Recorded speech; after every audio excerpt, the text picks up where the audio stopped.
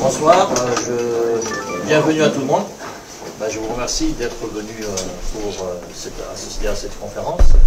Nous remercions l'association tunisienne qui nous a réservé la salle pour aujourd'hui, c'était pas facile. Nous remercions aussi notre ami Mouhiakou qui nous a aidés pour l'avoir. Et nous sommes très heureux d'accueillir aujourd'hui François Gèze, un ancien PDG des éditions La Découverte et un spécialiste, un très fin connaisseur de la question algérienne et de l'histoire commune entre la France et l'Algérie. Nous recevons également notre ami Omar Bendela, économiste, consultant indépendant et cofondateur d'Algeria Watch, qui a un regard averti, très éclairé, très éclairant sur la situation, sur l'histoire récente de l'Algérie, la situation politique qui prévaut dans notre pays. Donc, grosso modo, nos deux invités aborderont la question de la maladie française de l'Algérie et de la maladie algérienne de la France, chacun pour sa part. Donc, je vous invite à prendre la parole. François. Merci à tous. Oui, donc, c'est vrai que ce 60e anniversaire du cessez-le-feu, le 60e anniversaire de l'accord, c'était hier. Aujourd'hui, c'est celui du cessez-le-feu. La mise en vigueur du cessez-le-feu. Oui, c'est ça, la mise en vigueur, oui. Et qui est quand même un grand jour, qui est un grand jour parce qu'il marquait tout simplement la victoire du peuple algérien après 132 ans de colonisation, 7 ans d'une guerre absolument abominable et une joie populaire qui dépasse l'entendement. C'est vrai que la redécouvrir dans les textes, j'ai publié tout récemment le livre de Malik Aral qui s'appelle Algérie 62, une histoire populaire. Elle documente très bien justement ce qu'a été la formidable effervescence, en même temps tout ça dans un climat de violence atroce qui continuait à être perpétré par l'organisation armée secrète qui ont poursuivi les crimes pendant toute cette période-là jusqu'à l'indépendance. Mais néanmoins, pour le peuple algérien, c'était enfin la reconnaissance de la liberté. Et ça restera pour toujours, pour l'histoire. Donc il faut absolument saluer cette grande victoire de cette lutte exemplaire. Alors, cela dit, d'une certaine façon, ça a marqué la fin d'une période, Dieu soit loué, ça a marqué le fait que le peuple algérien a recouvré enfin son indépendance après ses 132 ans de colonisation. Mais malheureusement, ça n'a pas suffi à marquer la fin, justement, de tout ce que avait véhiculé avec elle cette colonisation, qui est quand même, il faut le rappeler, la plus longue de toutes les colonisations impériales des empires occidentaux au XIXe et au XXe siècle. 132 ans, il n'y a pas d'équivalent. Il n'y a pas d'équivalent. Et donc on peut comprendre pourquoi ça a marqué, là, Omar pourra y revenir, très très profondément la société algérienne plusieurs générations après, et pourquoi ça a marqué tout autant la société française. Donc effectivement, j'ai souvent utilisé cette formule de maladie algérienne de la France, c'est-à-dire c'est une maladie qui perdure jusqu'à ce jour, si j'ose dire, et qui n'a toujours pas été guérie. Je vais essayer d'expliquer pourquoi. Pourquoi? Parce que d'une certaine façon, les dirigeants français, quel que soit leur bord politique, n'ont jamais accepté de reconnaître la réalité de l'oppression coloniale et du racisme de la République qui se voulait, sur la Troisième République, surtout à partir de 1871, qui se voulait en principe social et respectueux des droits humains universels, etc., etc. Pendant qu'elle proclamait ces valeurs-là, qui faisaient absolument partie des fondements même de la République, depuis la Première République pendant la Révolution française, eh bien, elle les bafouait quotidiennement pendant des dizaines d'années dans les colonies en général et tout particulièrement en Algérie. Et ça n'a pas été reconnu. Alors, je disais par les différents courants des dirigeants français, de droite comme de gauche. Alors de droite évidemment, puisque la droite, une bonne partie de la droite française était contre le fait d'accorder l'indépendance à l'Algérie, tout simplement. Vous savez bien que quand De Gaulle est arrivé, et ça a été l'occasion de la naissance de la 5e République en mai 58, à partir de mai 58, et ça a permis à De Gaulle de proclamer cette fameuse 5e République, il est arrivé en entretenant l'idée que, grâce à lui, l'Algérie allait rester française. Je vous ai compris, a-t-il dit aux colons. dès qu'il est allé à Alger, après qu'il ait été élu, nommé, plus exactement, parce que c'était un putsch, en fait, un coup d'État, président de la République française, n'est-ce pas? En vérité, dès le début, il savait qu'il fallait qu'il se débarrasse de ce qu'il, en privé, il appelait le fardeau des colonies. Et donc ça a été d'un côté, ça avait été fait déjà par la 4ème République en 1960, avancé, préparé par la 4ème République, pardon, et De Gaulle leur a fait, dès 1960, la fausse indépendance des colonies africaines, n'est-ce pas?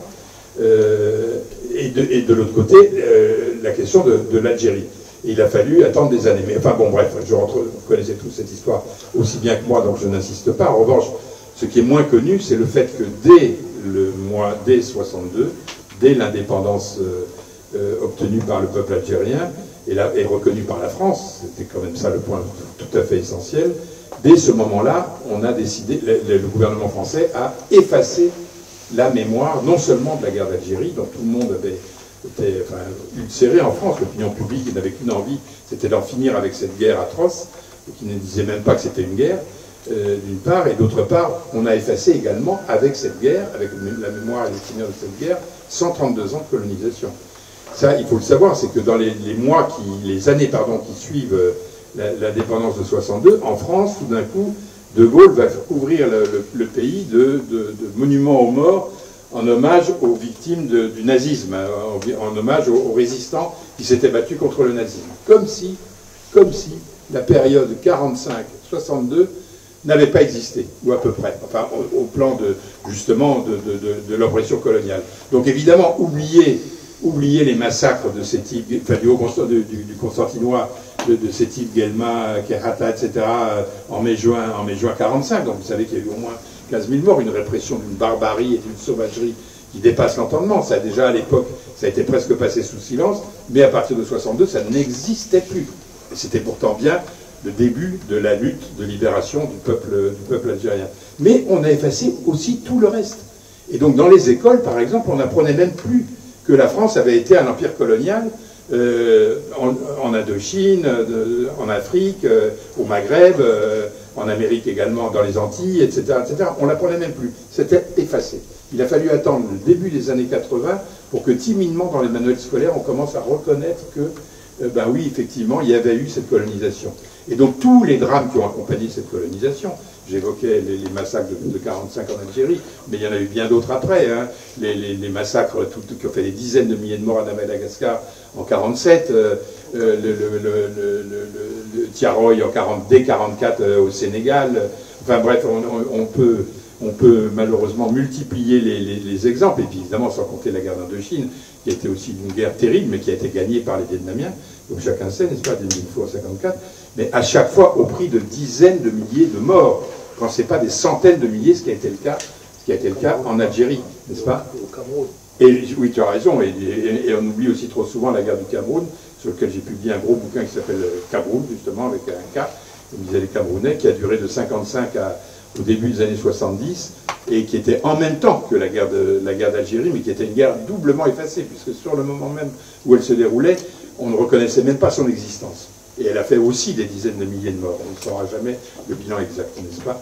Bref, cette barbarie et cette sauvagerie coloniale, sans parler même évidemment du racisme colonial qui était fondamental pour expliquer justement, c'était au fondement de cette domination coloniale, a été tout simplement effacé. Alors effacé, je le disais, par les gaullistes, qui ont reconnu très très vite l'autonomie, l'indépendance du nouveau gouvernement algérien issu de juillet 62, mais également à gauche. Puisque le Parti socialiste, enfin qui s'appelait à l'époque section française de l'Internationale ouvrière, la SFIO, c'est lui quand même qui a été à l'origine, enfin non pas à l'origine, mais qui a marqué un coup d'accélérateur extraordinaire de la guerre française contre les militants nationalistes algériens, puisqu'il a voté, comme vous le savez, en mars 56 les fameux pouvoirs spéciaux qui vont permettre aux parachutistes de Bijar et de Massu, à partir de janvier 57, de conduire ce qu'ils ont appelé la bataille d'Alger, qui n'était pas une bataille, mais un massacre organisé, un coup de torture, d'exécution extrajudiciaire, de disparition forcée pendant plus d'un an pour liquider la zone autonome du FLN à Alger. Malgré cette violence, malgré cette barbarie, malgré cette sauvagerie, couverte par le ministre résident Robert Lacoste, socialiste, lui aussi, entre guillemets, eh bien, ça n'a pas empêché les Algériens de gagner, heureusement. Mais néanmoins, les socialistes, du coup, ils étaient mouillés, mais plus que jusqu'au cou. Donc, à l'indépendance, c'était vraiment profil bas, c'est le moins qu'on puisse dire. Les communistes, c'est à peine mieux. Parce que les communistes, ils ont voté les fameux pouvoirs spéciaux de mars 56, en prétendant qu'ils s'étaient fait abuser par Guy Mollet, qui avait dit que si on votait ces pouvoirs spéciaux, ça permettrait justement de faire revenir la paix en Algérie, alors qu'en vérité, c'était très exactement le contraire. Mais après, ils ne se sont pas désavoués d'une certaine façon. Ils ont, quand les pouvoirs spéciaux ont été mis en place, comme je le disais, avec le fameux décret de janvier 57 qui donnait une carte blanche aux parachutistes, on n'a pas beaucoup entendu le Parti communiste. Il s'est contenté de dire paix en Algérie.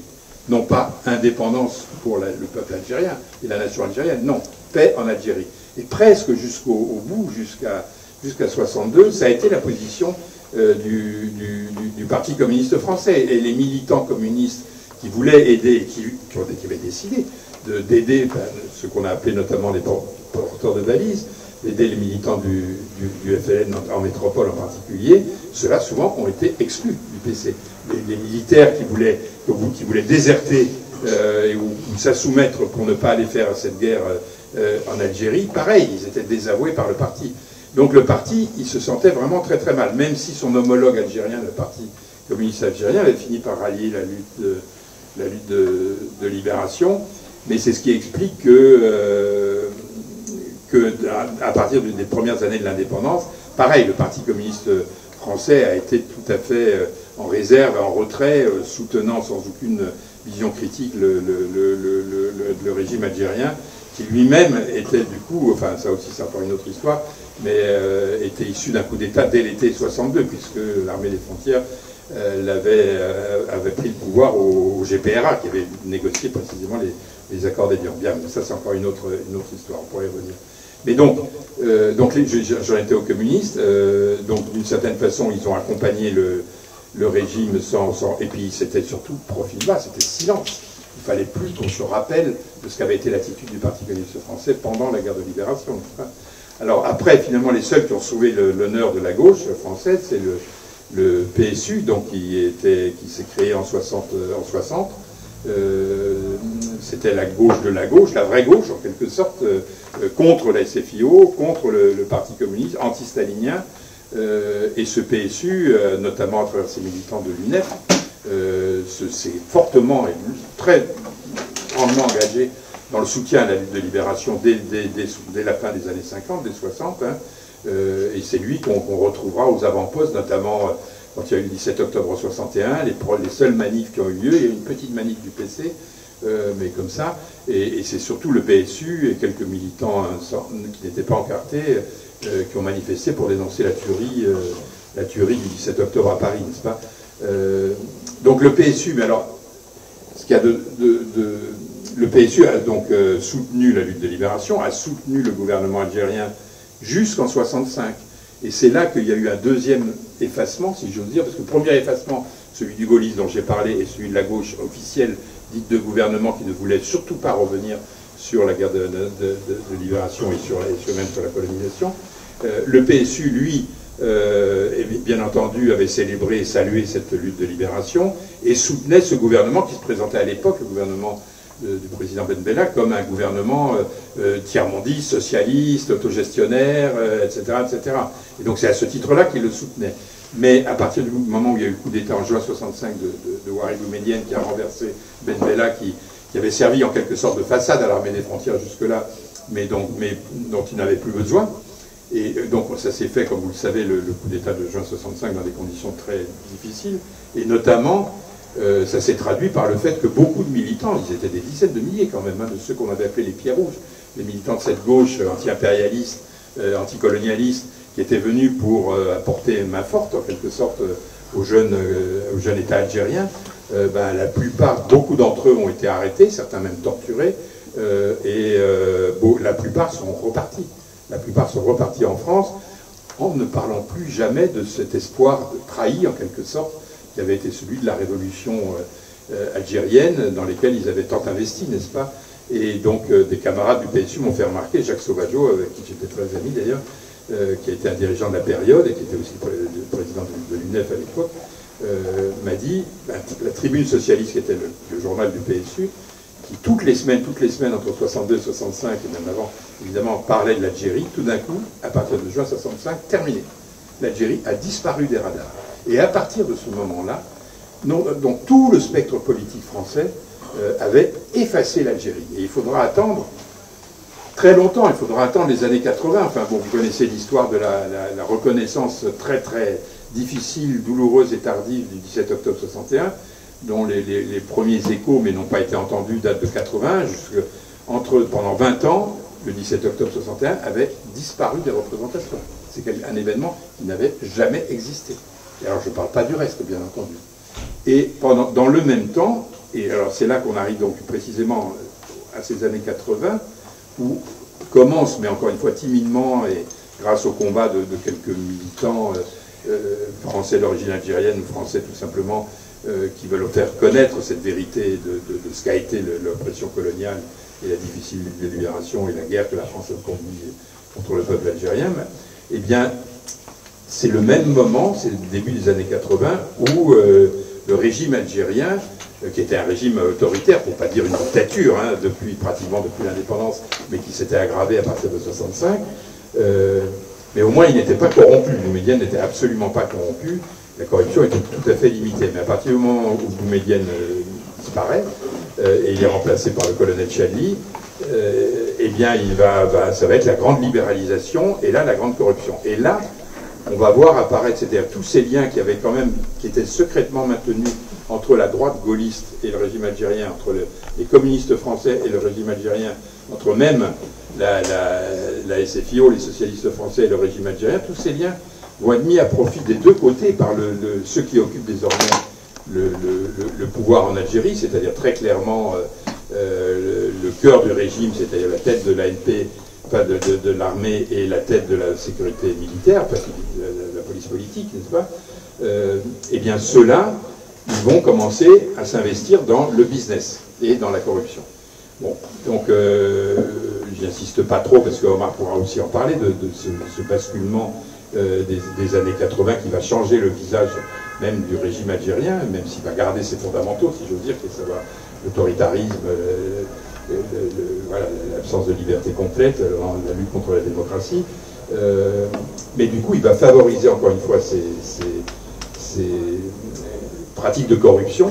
Et sans doute le premier, sur lequel malheureusement le premier grand accord algéro-français qui suit l'élection de Mitterrand en 81, c'est celui qui concerne le gaz en 83, où il y a un grand accord où la France s'engage à acheter du gaz algérien pendant plus de 20 ans, à un prix de 30% supérieur en moyenne au prix qui était ceux du marché à l'époque. Donc beaucoup de gens ont dit il ne peut pas y avoir eu, il y a eu des commissions qui ont été versées aux généraux algériens pour la signature de cet accord, et des rétrocommissions que les mêmes généraux ont versées aux responsables politiques français, à commencer par les socialistes, mais les communistes en ont également profité, et les gaullistes en profiteront également. Et là va se mettre en place un système de commissions et de rétrocommissions sur les échanges commerciaux, les exportations et les importations entre la France et l'Algérie, qui va donner lieu à ce qu'on aura appelé la France-Algérie, ce fameux vocable qu'a immortalisé le livre de Louis Sagoun et Jean-Baptiste Rivoire, que j'avais publié en 2004, France-Algérie,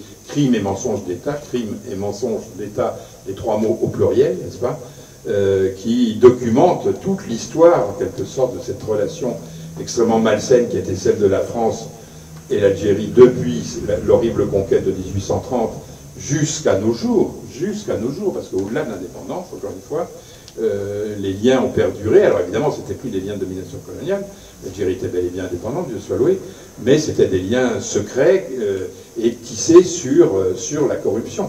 Et c'est ce qui explique, et je conclue là-dessus, simplement l'extraordinaire difficulté qu'a le pouvoir français à reconnaître les crimes coloniaux.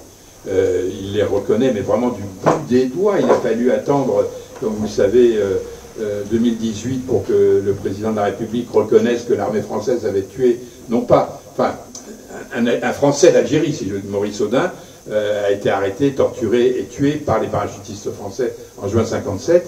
Mais il a fallu attendre, voilà, toutes ces décennies pour que l'État français le reconnaisse. Mais par exemple, la reconnaissance des autres disparus, qui étaient beaucoup plus nombreux, les milliers de disparus de la bataille d'Alger, pour s'en tenir uniquement cette année 57 à Alger, au moins 3000, mais très probablement beaucoup plus, cela, pas un mot, pas un mot.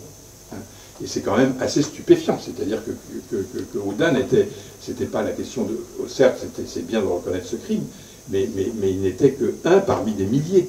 Voilà. Et sans parler de tous les autres disparus, toutes les autres exécutions judiciaires, extrajudiciaires, qui ont jalonné la guerre de 54 à 62 jusqu'au dernier moment. Hein. Donc ça n'est pas été reconnu. Après, il y a eu des petits gestes. On a reconnu, Macron a reconnu que, pareil, Ali Boumengel, qui n'avait pas été suicidé, enfin, ne s'était pas suicidé, mais avait été suicidé par les parachutistes. Il avait été tué par les parachutistes. Mais ça, c'est des petites reconnaissances. Et le fond de l'affaire, à un moment, quand il a parlé quand même, le texte qui accompagnait la reconnaissance de l'assassinat d'Audin parlait d'un système d'exécution. Ça, c'était déjà un pas en avant important. Mais il restait général, le terme en question. Et en vérité, ce qui reste à faire, qui n'a pas été fait, regardez, le 17 octobre, par exemple, là aussi, alors, comment il s'appelle, le président précédent, la Hollande, avait fait quelques gestes, une gerbe, une plaque, pour reconnaître, enfin, pour saluer les victimes du 17 octobre, mais sans même dire qui avait causé ces victimes. Et là, Macron, quand il célèbre le 60e anniversaire, enfin, de célébrer, c'est le mot, mais à l'occasion du 60e anniversaire du 17 octobre, là, il y a quelques mois, comme vous le savez, il se contente de dire que c'est la faute de Maurice Papon. C'était qui Maurice Papon? Il oublie même de dire que c'était le préfet de police. Et sur le vrai responsable du 17 octobre, ceux qui avaient vraiment donné le feu vert de façon la plus explicite qui soit, c'est-à-dire le Premier ministre Michel Debré, le ministre de l'Intérieur Roger Frey, évidemment pas un mot. Pas un mot. Et ça continue, on pourrait multiplier les exemples comme ça, pareil sur la question des harkis avec des reconnaissances à demi-mot, etc., etc. Et donc c'est là qu'on peut effectivement parler de maladie algérienne de la France, parce que d'une certaine façon, comment dire, cette extraordinaire difficulté à reconnaître ce qu'ont été les crimes coloniaux, c'est un symptôme beaucoup plus large, enfin, de cette maladie plus profonde encore, qui n'est pas simplement l'absence de reconnaissance des crimes coloniaux, c'est l'absence de reconnaissance que la République a été une République raciste pendant 132 ans, au Maghreb, en Algérie tout particulièrement, puis ensuite en Afrique subsaharienne. Donc, cette République universaliste dont je parlais tout à l'heure en introduction, elle a été aussi une République raciste. Et ce racisme d'État, il dure jusqu'à aujourd'hui. Toute la politique migratoire, toutes les attitudes de la police, la chasse aux faciès, etc., etc., c'est absolument frappant, et maintenant c'est très bien documenté, le fait que c'est la poursuite, ni plus ni moins, de ce qu'ont été les pratiques de violence coloniale, du racisme colonial, pendant toute la période de la colonisation. Donc en vérité, je conclue là-dessus, c'est-à-dire que pour nous, en tout cas les militants français des droits humains qui se battent pour justement la reconnaissance de l'histoire coloniale, c'est aussi se battre pour la reconnaissance du racisme de la République, pour en finir une bonne fois pour toutes.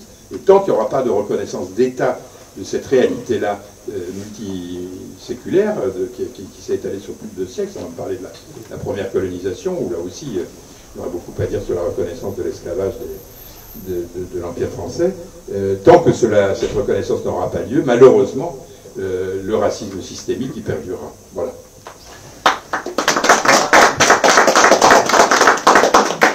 Je te remercie, François, avant de passer le micro à Omar. Je tiens à rappeler quand même qu'il y a un documentaire très très intéressant qui est sorti récemment. Il a été réalisé par Off Investigation, un média indépendant vraiment à soutenir. Off Investigation, que l'on peut consulter sur YouTube. C'est le média de notre ami Jean-Baptiste Rivoire. Il devait venir aujourd'hui, mais il a d'autres obligations. Et puis il nous a proposé le journaliste Yanis Mohamdi, qui a réalisé ce documentaire intitulé Macron l'Algérien en marche vers le cash. Il décrit de façon très précise comment que les réseaux France-Algérie ont été mis, ils ont été remobilisés, ils ont été mis à profit par l'Élysée sous la présidence de Macron. Donc je vous invite vraiment à le regarder. Maintenant, je passe, une fois que François a abordé la question, le volet de la maladie algérienne de France, je passe le micro à Omar pour nous parler de la maladie française de l'Algérie. Voilà. Merci. Le thème de notre échange ce soir, c'est réseaux néocoloniaux, enjeux géostratégiques et souveraineté. Ouais, c'est vrai. Donc, le 19 mars, aujourd'hui, moi, à 60 ans, j'avais 10 ans. Et j'étais à Mila, dans le nord constantinois, chez mes grands-parents maternels. Notre partie est Bougiote. Et donc, j'ai vu, dans une région dévastée par la guerre, par la vraie guerre, par les vraies batailles. C'était pas du tout la guerre urbaine, c'était la guerre en milieu rural, avec de l'artillerie, des troupes spéciales, des parachutistes, mais aussi beaucoup de harkis. Je me souviens de ce 19 mars comme un jour un peu bizarre, étonnant, étrange. On ne savait pas ce que c'était en fait. Il y avait un climat d'incertitude dans cette petite ville. À l'époque, Milan n'était pas une très très grande ville. Il y avait un climat d'incertitude et aussi de, j'allais dire, de prudence par rapport à cet arrêt soudain de la guerre, cet arrêt soudain de la violence.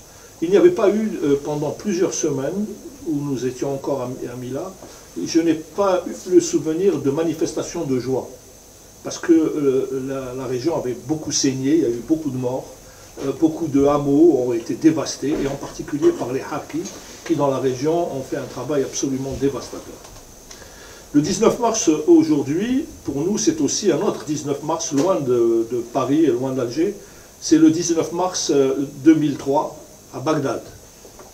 C'est le déclenchement de l'opération Shock and Awe de l'armée américaine sur le peuple irakien. Et c'est la destruction d'une ville qui a été la capitale des Abbassides, une des civilisations les plus brillantes de l'histoire. Donc ce 19 mars, c'est une journée d'incertitude. On est entre la fierté d'avoir mis un terme à l'occupation coloniale et l'inquiétude devant un monde hostile qui s'ouvre à nous. C'est un monde hostile parce que nous y entrons avec des armes vétustes, avec des armes obsolètes. La révolution algérienne a été, pour beaucoup, les camarades comme nos aînés, comme Cheikh Hussein Aït Ahmed, comme Cheikh Abdelhamid Mahri, nous ont raconté des conditions qui ont précédé le déclenchement de la révolution algérienne. C'était eux-mêmes des acteurs et des militants actifs de cette révolution. Dans quelles conditions extrêmement difficiles, avec très peu d'élites. Il faut se rappeler que dans les années 40, 99% de la population était analphabète, qu'il y avait très peu de cadres politiques, que ces cadres politiques étaient eux-mêmes divisés, déchirés, antagoniques, que la personnalité critique de Messali a joué un rôle néfaste pour certains, positif pour d'autres, mais en tous les cas n'a pas favorisé une dynamique politique qui pouvait amener à une action décisive contre le colonialisme. Ce n'est qu'en 1954, dans les conditions que vous connaissez, que le mouvement national va franchir une nouvelle étape. Et il va la franchir de manière chaotique, désordonnée, brutale, sous l'influence des conditions de l'époque. Les conditions de l'époque, je vous rappelle que dans le monde arabo-musulman, qui était un peu la réserve, la profondeur stratégique de la révolution algérienne, il n'y avait que des monarchies et des dictatures militaires plus ou moins inspirées de théories très autoritaires, de nationalisme ba'thiste par exemple, de partis uniques, d'une sorte de monopole du pouvoir politique exercé par des élites en nombre très restreint. Ceci a beaucoup influencé la révolution algérienne, notamment son encadrement externe. Et très tôt, la prévalence de ces courants idéologiques contradictoires, où l'autoritarisme avait une part importante, a fini par créer les conditions de toutes les contradictions. Et la plus grande, celle que nous connaissons tous, et celle que François a évoquée, c'est celle qui oppose l'armée des frontières au maquis de l'intérieur, hein, au wilaya combattant, et qui va opposer l'état-major général au GPRA, l'état-major général de l'armée des frontières, au GPRA, au cours de l'interminable crise qui va commencer en juin 62, même avant d'ailleurs, en mars 62 à Tripoli, et pour s'achever en septembre 62 par la prise de pouvoir effective de l'armée des frontières. Et donc, quelle est la situation, quelle est la nature du pouvoir issu de cette crise de l'été 62 ? Le pouvoir qui naît de cette crise est un pouvoir militarisé, extrêmement centralisé, extrêmement autoritaire. Comme l'a dit François, les militaires, face à une situation politique extrêmement fragmentée, ces militaires n'avaient pas la légitimité politique et la légitimité des armes des wilayas de l'intérieur. C'est pour ça qu'au cours de l'été 62, on voit apparaître sur les murs d'Alger, mais aussi des grandes villes algériennes, à Constantine, à Oran, un étrange slogan très sympathique, a priori, « Un seul héros, le peuple ». Je me souviens très bien des discussions qu'avaient les camarades militants beaucoup plus âgés que nous écoutions avec intérêt, que nous espionnions presque, qui se demandaient que signifiait ce slogan, « Un seul héros, le peuple ». C'est vrai que c'est très joli, c'est vrai que c'est romantique, mais en même temps, c'est à la fois l'expression profonde d'une réalité politique algérienne, celle du populisme démagogique du FLN, et c'est une des premières manifestations de maquillage de l'histoire. Parce que veut dire ce slogan? Il dit qu'il n'y a pas de héros, qu'il n'y a pas de combattant intérieur, que tout est anonyme, que l'histoire n'a pas besoin d'être connue, que le peuple, entité mythique et peu précise, est seul porteur du combat révolutionnaire. Donc tous ceux qui ont donné leur vie, qui ont tout sacrifié pour la libération de ce pays, ne sont plus nommés. Et c'est pour ça que, pendant toutes ces années, jusqu'au Hirak, on n'entendra pratiquement plus parler des héros de la révolution algérienne. Cette mystification a un sens politique profond. Un seul héros, le peuple, vraiment? Oui. Mais il n'était pas ce peuple avait des noms, il avait des trajectoires, il avait des figures. Ces figures ont été occultées au profit d'un pouvoir qui s'est fabriqué, en effet, sur la force des armes. Hein, l'armée des frontières avait des blindés, avait des chars, avait des tanks, des canons que les wilayas de l'intérieur n'avaient pas. Et l'armée des frontières avait aussi des relations diplomatiques autonomes, et notamment avec la puissance coloniale. Je vous rappelle qu'à l'été 62, quand l'armée des frontières entre en Algérie par la Gardimaou et par le Maroc, l'armée française est instruite d'ouvrir ses casernes et de transférer ces casernes à la seule armée des frontières. Donc, il y a là un élément qui donne à réfléchir sur la nature du lien entre l'ANP et l'armée coloniale. Je ne veux absolument pas dire que l'armée des frontières n'a pas combattu. L'armée des frontières a combattu. Mais il y a aussi, à côté de la confrontation et du conflit, il y a à côté une discussion politique évidente, facilitée par l'introduction dans cette armée des frontières d'un grand nombre de sous-officiers ou d'officiers subalternes issus de l'armée coloniale, d'origine musulmane, comme on disait à l'époque, hein, et qui vont constituer l'ossature de l'encadrement de l'ANP, une ossature d'autant plus appréciable qu'elle était à la fois, entre guillemets, compétente et tout à fait docile. Ça n'a pas échappé, cette dimension n'a pas échappé du tout aux Algériens. Vous vous souvenez qu'en 1964, il y a eu un débat politique autour de la constitution de l'Algérie qui s'appelait la charte d'Alger. Je ne sais pas si vous vous souvenez, ça a eu lieu dans des conditions un peu folkloriques, mais Boumedienne avait été interpellé par des congressistes qui lui ont dit « Mais pourquoi tu as truffé ton armée d'officiers et de sous-officiers de l'armée française ?» Et Boumedienne a eu cette réponse très célèbre en arabe « Man yutahhar man » qui purifiera qui. Et il justifiera cette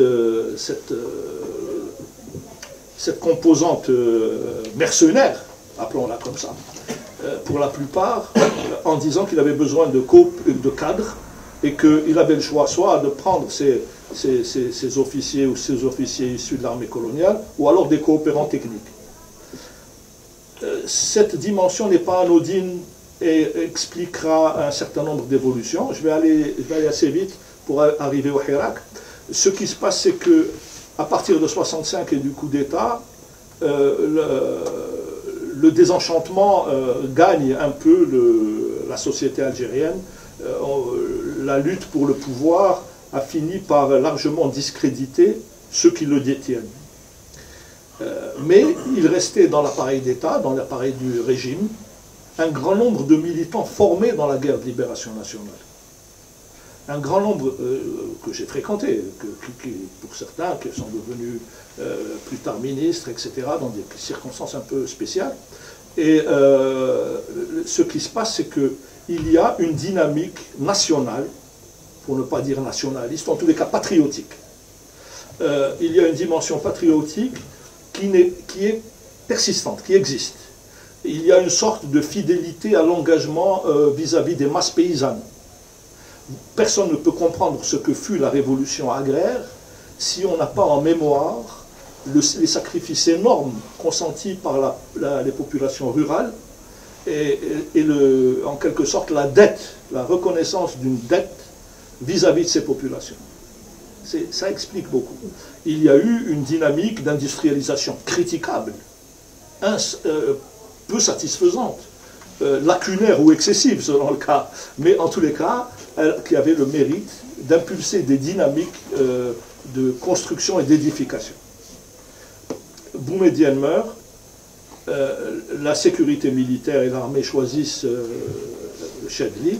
Chedli, personnage falot, qui est un homme qui n'est pas ce n'est pas forcément quelqu'un de très politique, s'entoure de courtisans. Et ces courtisans sont pour la plupart des officiers de l'armée française, et à la tête d'entre eux, le très célèbre et très sinistre général Arbi Belkher, qui va avoir une influence démesurée sur Chedli, qui était une sorte de roi fainéant en réalité. Chedli, moi j'ai eu à travailler à la présidence dans le cadre des groupes réformes, à partir du mi-temps des années 80, de manière très très discrète et très confidentielle, avec seulement un seul interlocuteur. Mais je savais qu'il y avait là-dedans l'ombre portée de l'Arbi Belkher, et on savait qu'il était l'agent des Français, l'agent de Jacques Attali en particulier, qui Jacques Attali dans son verbatim le reconnaît. Et ces gens-là vont en quelque sorte être les vecteurs d'une remise en cause des orientations politiques fondamentales de l'Algérie. L'appel du 1er novembre 1954 incluait dans la dimension sociale de l'État algérien dans le cadre des référents islamiques. La dimension sociale va commencer à être mise à mal à partir de 1981. Et de manière assez bizarre et assez paradoxal. La corruption, comme l'a dit François, existait du temps de Boumedienne, mais elle était très centralisée. Elle était très contrôlée et elle était limitée à des entourages particuliers. Il y avait des hommes d'affaires, certains originaires de la révolution algérienne, comme Rachid Zeggar, Rachid Kaza, qui a été un homme d'affaires et un intermédiaire, fournisseur d'armes, etc. à la révolution algérienne pendant la guerre de libération. Mais il y avait aussi d'autres personnages plus ou moins opaques, comme Berry en Suisse, comme Koudjeti ici à Paris, qui jouaient des rôles d'intermédiation pour des transactions opaques. Ces transactions opaques, on peut en trouver, si vous voulez, l'équivalent stratégique dans le fait d'accords militaires secrets, notamment la base d'essais bactériologiques et biologiques de Bédenamous, à l'extrême ouest du pays. Bédenamous est une base secrète qui n'a été révélée, dont l'existence n'a été révélée que très tard. Et Chedli lui-même, quand il prend le pouvoir, ne sait pas. Il était colonel commandant la 2e région militaire, l'Oranie. Il ne savait pas qu'il y avait, dans la 3e région militaire, une base secrète d'expérimentation NBC de l'armée française. Voilà. Donc personne ne le savait, ça a été révélé extrêmement tardivement, je crois au début des années 90, si j'ai bonne mémoire, par Pierre Messmer. Voilà. Donc corruption et relations secrètes entre États français et algériens forment un tout qu'il est difficile de distinguer. Parce que la corruption franco-algérienne, elle naît avant même la fin de la guerre de libération nationale, quand les éléments gaullistes autour de Charles Pasqua vont commencer à faire du business avec leurs homologues de l'autre côté, c'est Pasqua l'avait déclaré,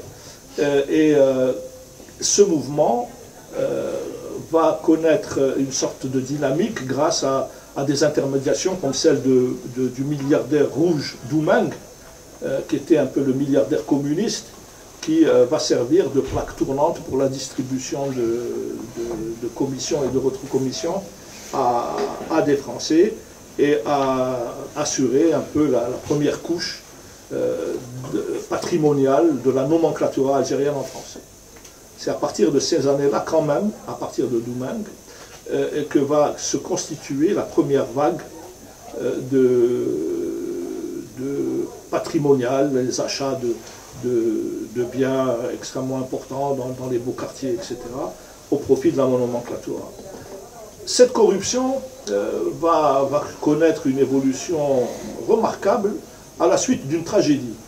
En 1981, il y a un séisme à Orléansville, à El Asnad, à Chlef aujourd'hui, et qui a fait des dégâts colossaux. La ville a été démolie, il y a des dizaines de milliers de sans-abri, des morts par milliers.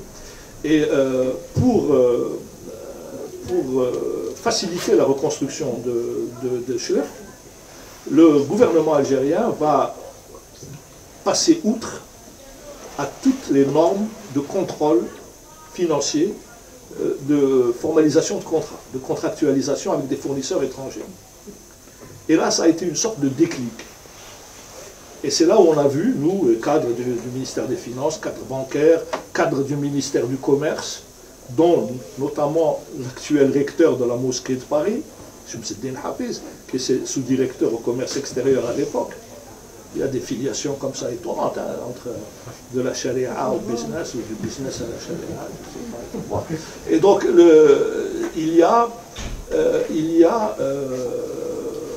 on réalise qu'on peut faire des affaires très vite, qu'on peut gagner énormément d'argent et prélever énormément de commissions et de dessous de table sans passer par des circuits trop compliqués. Et ça va vraiment créer une dynamique de corruption à l'intérieur du régime. Cette dynamique de corruption va être facilitée par la première hausse des prix pétroliers des années 80, en 82 je crois, 81-82, le baril passe à 40 $. Il passe de 7, 8 $, 10 $, à 40 $ d'un coup. C'est une soudaine manne qui s'ouvre sur la corruption. Et là, grâce au monopole d'État sur le commerce extérieur, va placer ses hommes un peu partout, notamment dans les importations de produits alimentaires, de céréales, de café, de sucre, mais aussi de médicaments. Va placer ses hommes. D'autres généraux vont placer leurs hommes également dans une sorte de partage des dépouilles, de partage de la rente. Et c'est là que va s'organiser et s'articuler le système autour de la sécurité militaire, au cours donc de cette police politique, hein, qui est une police politique violente, qui est une police politique qui s'érige en contre-pouvoir vis-à-vis même de Chedli. Alors je ne sais pas pour les plus âgés d'entre vous si vous vous souvenez de toutes les rumeurs sur la Madame Chedli, sur les châteaux de Madame Chedli qu'elle avait acheté à Louis de Funès, etc., qui était absolument faux, mais tout ça était diffusé par la sécurité militaire de l'époque. Les tracts étaient fabriqués par les services... Même des anecdotes. Oui, même les anecdotes, etc. Il y avait en profusion. Le service d'action psychologique. Oui, le service d'action psychologique. C'est un service avec des dizaines de mecs. Hein. Voilà. Et donc, tout ceci est bel et bon jusqu'à la chute brutale des prix du pétrole en 86. Et alors là, ces gens qui se sont habitués à la manne pétrolière et aux commissions et aux rentes, en 86, on passe dans une sécheresse terrible. Et il n'y a plus, le gâteau a rétréci considérablement, mais les appétits sont toujours aussi grands. Et les intéressés toujours aussi nombreux. Donc il faut revoir ce partage et ça va créer des tensions extrêmement violentes au sommet du pouvoir. Ça va accélérer, si vous voulez, ça va favoriser la tendance infitahiste incarnée par l'Arbi Belkhair, pour aller vite, ceux qui voulaient une libéralisation bazariste de l'économie algérienne, contre ceux qui voulaient le statu quo. Il y avait ces deux forces politiques au sommet du pouvoir. Les partisans de la bazarisation et les partisans du statu quo. L'Arbi Belkhair contre Mohamed Cherif Msaadi, pour vous le faire très court. Entre les deux, il y avait très peu de monde, si ce n'est un groupe d'individus à la présidence autour de Razi Hidoussi et de Mouloud Hamrouch, qui, Razi Hidoussi était conseiller économique et Mouloud Hamrouch était secrétaire général, ont commencé à travailler sur une alternative à la gestion administrative de l'économie.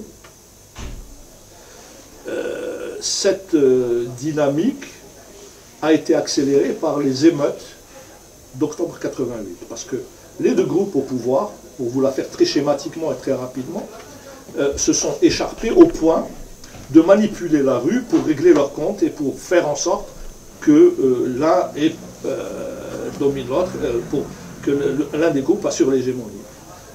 Chedli était, on le voyait bien à l'époque, nous qui approchions ces cercles-là même de loin, hein, on voyait bien qu'il était sous influence et qu'il ne savait plus très bien quelle direction prendre. Les réformateurs autour de Hidoussi et de Hamrouch lui ont proposé donc une alternative démocratique. C'est ce que Hossein Aït Ahmed avait appelé la démocratisation par effraction. Plutôt que de recourir à un bain de sang, comme lui proposaient les chefs de l'armée, hein, Nazar et compagnie, voulaient un bain de sang pour réprimer. Et Chedli ne voulait pas, il était vraiment affolé à l'idée de donner l'ordre de tirer sur le peuple. C'est un ancien moudjahid, c'est peut-être pas une sommité intellectuelle particulièrement frappante, mais c'est quand même un honnête homme, c'est pas un tueur. Et donc, en lui proposant une ouverture démocratique, le pluripartisme et la réforme de l'économie, les réformateurs ont reçu un peu, ont profité de ce moment d'hésitation, de ce spasme au sommet du pouvoir. Ça a été particulièrement bien accueilli par les infitahistes, parce qu'au départ, ils étaient convaincus que les réformateurs étaient des libéraux. Ils étaient convaincus qu'on était venu pour tout privatiser, pour voilà, et abandonner les options sociales qui ont toujours caractérisé l'action politique de l'État algérien depuis l'indépendance. Or, nous, ce n'était pas du tout notre projet. Le projet, c'était de moderniser l'économie, de l'ouvrir à l'initiative privée, mais de préserver les acquis du secteur public. Ces acquis qui nous ont coûté extrêmement cher, d'ailleurs. Hein. C'est des acquis qui ont été constitués avec beaucoup de souffrance, avec beaucoup de douleur, mais qui nous ont donné un nombre incalculable de cadres, hein, un nombre incalculable en termes de valeur ajoutée intellectuelle, une connaissance que nous n'avions pas sur le fonctionnement de l'industrialisation du pays, par exemple. C'est un acquis qui a aujourd'hui malheureusement été complètement dilapidé dans des circonstances atroces. Mais quand ils se sont rendus compte que l'ouverture économique que nous prônions n'était pas une ouverture de type libéral, et qu'elle n'allait pas dans leur sens, à ce moment-là, si vous voulez, les militaires ont cassé l'expérience réformatrice à travers le premier coup d'État de juin 1991 et ont orienté le pays vers ce qui allait être la sale guerre. Et la sale guerre, qui nous a coûté 200 à 250 000 morts, c'est pas seulement la guerre c'est pas seulement une guerre idéologique entre militaires modernistes et obscurantistes djihadistes, comme la propagande l'a présenté ici. C'est aussi une guerre pour l'appropriation des biens nationaux. Ce qui s'est passé en Algérie à partir de 92, c'est une sorte de thermidor en fait. Pour ceux qui connaissent qui ont été à l'école ici, thermidor, c'est la reprise en main par la bourgeoisie de la Révolution française. Et ça va donner Napoléon, et puis ça va donner l'appropriation des biens nationaux qui va constituer la première couche de la bourgeoisie française et actuelle. C'est un peu la même chose qui va se passer à partir de 92. On va abandonner le programme économique des réformateurs, on va vers le rééchelonnement de la dette et donc la soumission au diktat du FMI, et on va privatiser une grande partie du parc industriel public algérien.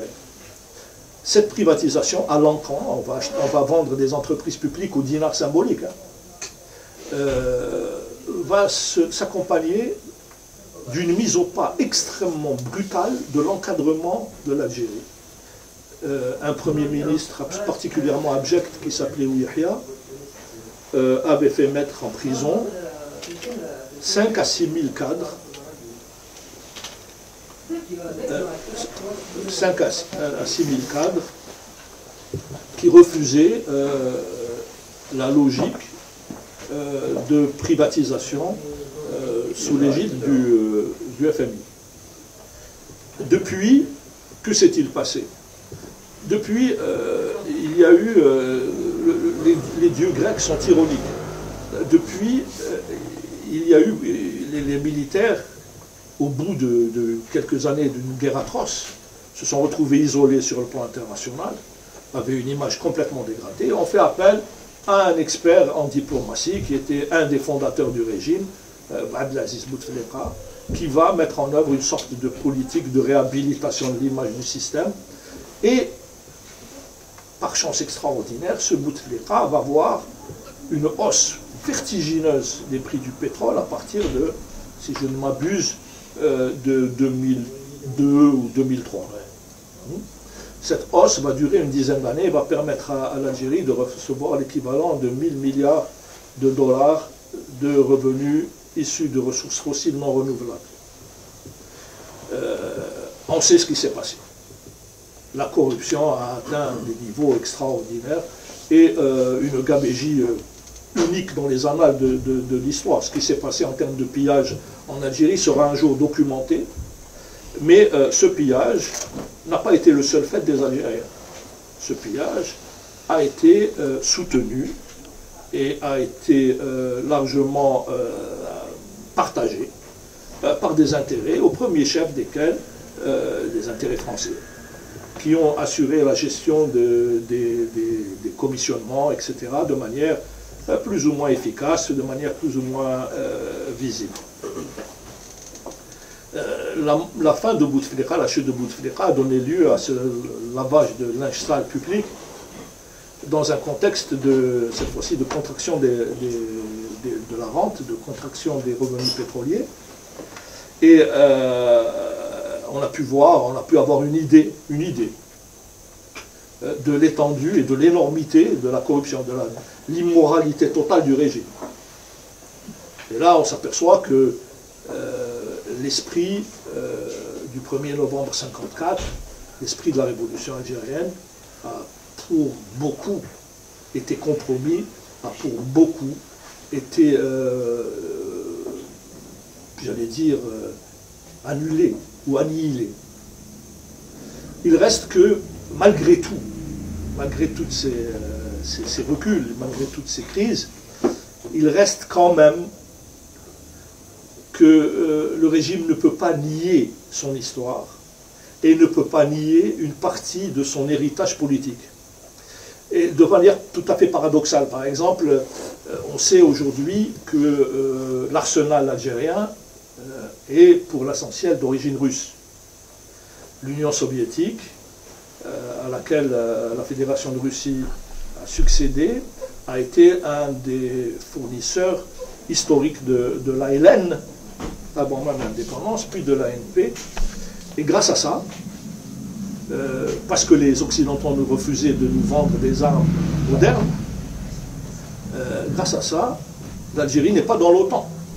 C'est grâce au fait que les Russes nous ont vendu cet arsenal et que nous sommes, si vous voulez, tributaires de cette technologie-là, que paradoxalement, nous ne sommes pas dans l'OTAN. C'est aussi ça qui explique ce vote récent de l'Algérie aux Nations Unies, qui s'est abstenu de condamner la Russie. Donc nous ne sommes pas tout à fait insérés dans les logiques impérialistes occidentales. Il reste encore une partie de cet héritage politique, notamment grâce au peuple algérien, grâce à la solidarité massive du peuple algérien tel qu'exprimée par le Hirak avec la révolution palestinienne. Il reste, si vous voulez, dans l'ADN du régime, quelques traces de ces engagements historiques qui ont constitué l'essence même de ce que fut la révolution algérienne. Voilà. Donc le Hirak est venu rappeler au monde entier que la révolution algérienne est une révolution originale, qu'elle est d'essence populaire, qu'elle n'est pas le fait d'une minorité politique, mais qu'elle est une expression profonde de la société tout entière. Elle a montré que nous étions une société moderne. Moi, j'ai été frappé dans le Hirak de voir que des femmes prenaient la parole face à des hommes et que les hommes les écoutaient respectueusement. Je n'ai pas souvenir de tel débat dans mon histoire. Les débats politiques auxquels j'ai assisté, de celui de la Charte nationale pour les plus anciens, je ne sais pas si vous vous souvenez, aux débats qui ont eu lieu entre 88 et 91, ces débats-là n'étaient pas de la même qualité. Les débats du Hirak ont été d'un niveau exceptionnel et ont montré que nous étions prêts, dans le cadre un peu de ce que nos frères aînés ont fait à Sant'Egidio, nous étions prêts à ouvrir des espaces politiques du vivre ensemble, dans le respect de tous, dans le respect des minorités, dans le respect de la démocratie, du droit et des libertés. Voilà. Merci.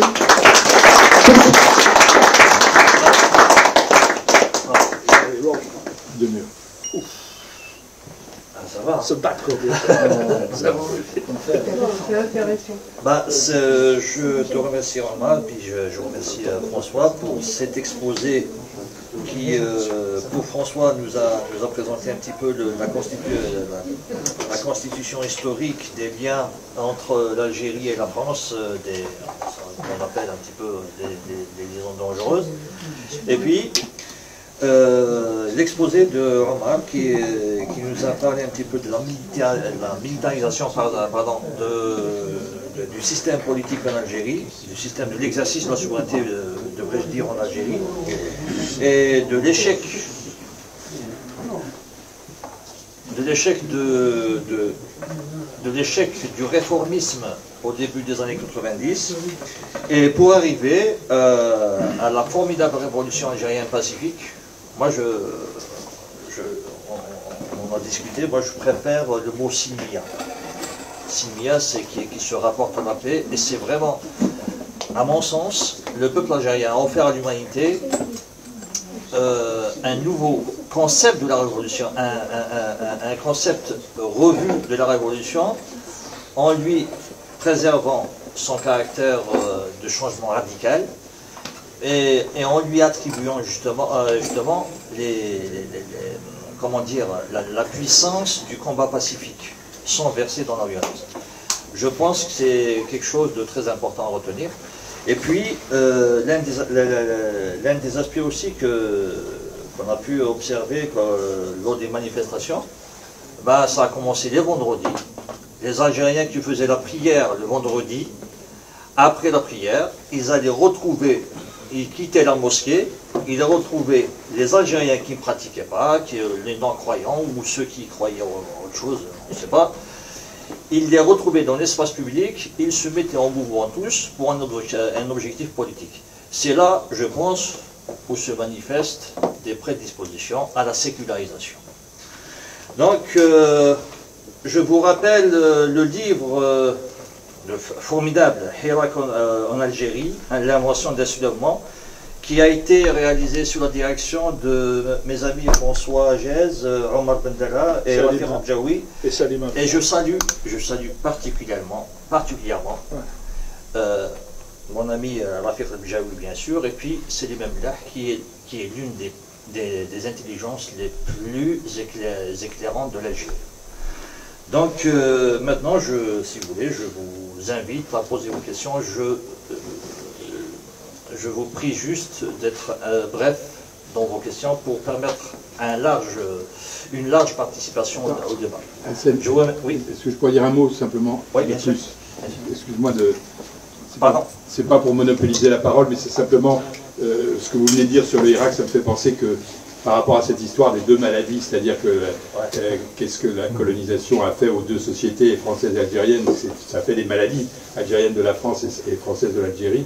Eh ben, je dois dire que d'une certaine façon, l'Algérie est plus près de la guérison que la France.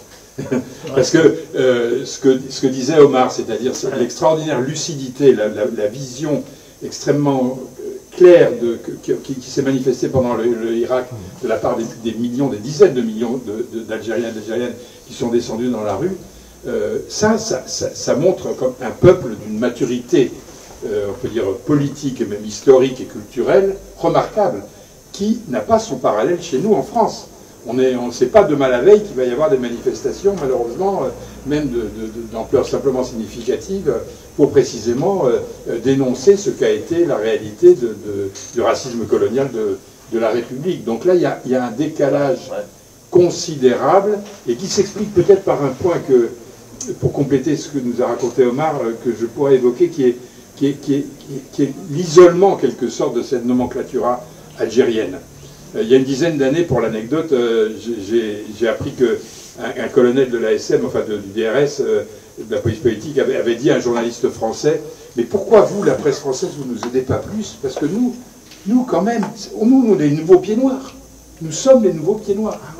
C'est-à-dire que, j'ai fait un article là-dessus, que vous pouvez lire sur Algeria Watch, c'est quand même absolument stupéfiant. C'est-à-dire que ce gars-là exprimait le point de vue de cette nomenclatura qui avait été déformée par les fameux DAF là, dont tu nous parlais, en particulier la rue Belkhiv, n'est-ce pas? Ils se sont peu à peu transformés en nouveaux pieds noirs, et qui habitent Club des Pins. Club des Pins, c'est devenu le centre de la nouvelle bourgeoisie coloniale, néocoloniale, je ne sais pas comment la qualifier, française, sauf qu'elle est algérienne. Mais pour ces Algériens-là, les vrais Algériens, ceux du peuple, ils disent, c'est des bougnoules. Ils utilisent, au Club des Pins, on parle des bougnoules pour parler du peuple algérien. Vous vous rendez compte? Donc c'est quand même un truc absolument... Et donc, et un deuxième exemple de cette contamination du régime algérien, c'est la sale guerre elle-même. Parce que ça n'a pas été assez dit.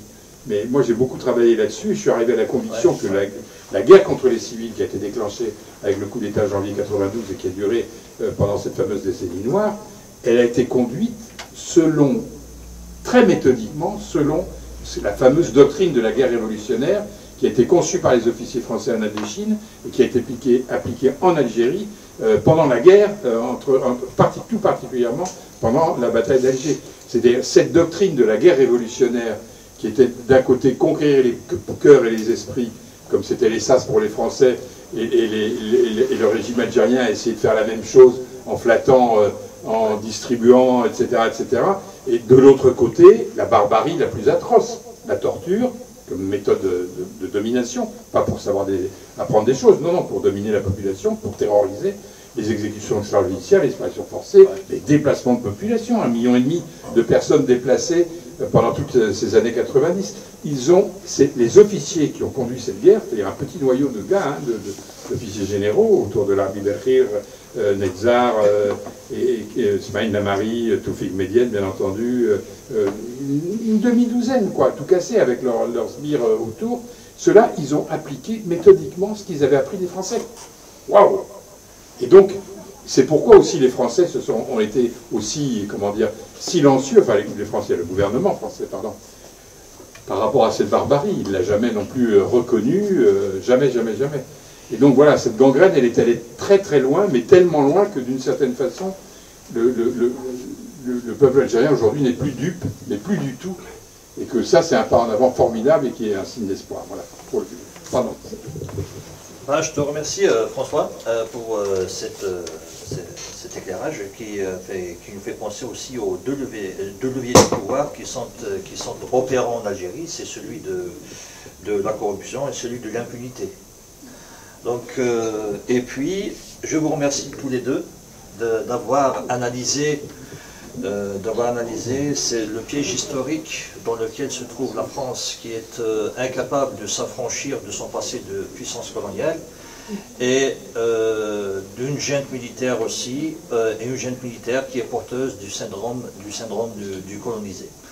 Maintenant, je vous invite à poser vos questions, bien sûr, en étant bref, s'il vous plaît. Merci. Bonjour, aujourd'hui c'était une très belle conférence sur ce qu'est le néocolonialisme. Je vous remercie pour tout ce que vous avez dit. Et justement, je pense qu'on devrait plus creuser ce concept-là, notamment sur ses aspects historiques. Il date de quand? Comment il a été théorisé? Par qui? Et comment il a été mis en place? Certains écrits font remonter ça en 52, d'autres un peu plus lointains. Et il y a un texte qui est assez intéressant, assez majeur, qui a été édité le 1er octobre 1954 dans le journal du MTLD, qui parle face au néocolonialisme, qui décrit de manière assez précise ce que nous avons vécu après l'indépendance. Donc voilà, je pense que c'est assez intéressant de revenir sur qu'est-ce qu'est le nouveau néocolonialisme et qu'est-ce qu'a été la transformation de l'ordre colonial en un ordre nouveau qui s'est installé en Algérie. J'aurais juste un autre aussi élément d'appréciation qui peut être aussi intéressant à analyser, c'est justement ce qu'a été aussi les accords d'Évian, puisqu'on est le 19 mars. C'est une date fondamentalement importante pour l'indépendance de notre pays, où toute une génération a lutté de manière, je dirais, avec des sacrifices énormes pour pouvoir obtenir l'indépendance du pays. Et il y a eu, malgré tout, aussi quelques je dirais, gens lucides qui disaient est-ce que c'est un référendum d'autodétermination? Il y avait même un communiqué d'un parti politique qui est devenu paria à l'indépendance, ou bien c'est un référendum de prédétermination. Donc quelque part, c'est un communiqué du MNA le 18 mars 1962. Donc qui est très intéressant, qui parle de prédétermination. Bien évidemment, il salue les accords d'Évian, et pas d'autodétermination.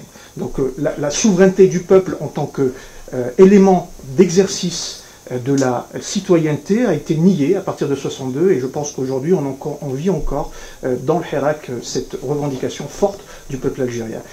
Donc voilà, j'ai beaucoup apprécié aussi l'élément de Omar Bendalla concernant les accords gaziers en 1983, donc le développement, l'exploitation du gaz, du gazoduc entre l'Algérie et l'Europe, puisqu'il n'y avait pas d'exploitation du gaz avant, on brûlait le gaz, et donc ce que ça a engendré comme appétit. Et je pose la question sur aujourd'hui, justement, puisqu'on est dans une situation géopolitique particulière, et qu'il y a encore un nouveau intérêt pour le gaz dans la région, puisque la Russie devient bien évidemment un problème pour l'Occident. Comment justement se situent les enjeux aujourd'hui géopolitiques sur, encore une fois, le gaz et le pétrole algérien, et quelles seront les conséquences pour nous, citoyens, qui réclamons notre droit à la citoyenneté, notre droit à la démocratie? Merci. Ça fait 3 questions. Ouais. Bon, une question, deux remarques, une question. Pratiquement 3. Moi, je peux répondre sur le premier point, et puis peut-être remarque sur les 2 suivants. Oui, bien. Sur le premier point, sur cette histoire du néocolonialisme, c'est tout à fait juste ce que tu dis là. Je me contenterai de renvoyer, de vous conseiller très très vivement, non, oui, bon, bien sûr, Frantz Fanon, la Terre, etc., il y a toute une littérature là-dessus. Mais simplement sur l'origine du néocolonialisme mis en place par l'impérialisme français, il y a un livre qui est sorti au mois d'octobre dernier aux éditions du Seuil, qui s'appelle Un empire qui ne veut pas finir, et qui est un livre collectif, et qui est absolument remarquable.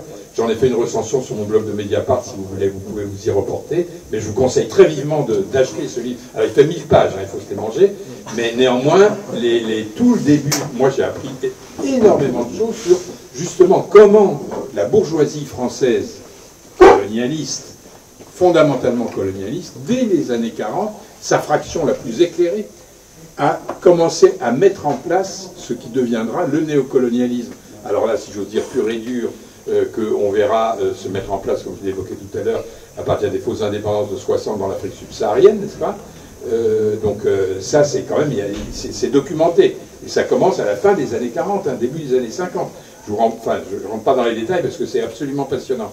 Et puis, effectivement, d'une certaine façon, c'est ça qui était aussi au cœur de ceux qui avaient à gérer l'affaire algérienne, si j'ose dire. Avec eux, finalement, qu'est-ce qu'ils avaient comme obsession?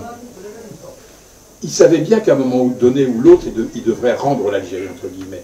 Ils savaient bien que la guerre qui avait commencé en 1954 ne pourrait pas durer éternellement. Elle a duré pratiquement 3 ou 4 ans de plus que ce qu'elle aurait dû durer si les choses s'étaient passées normalement. Pourquoi? À cause du pétrole.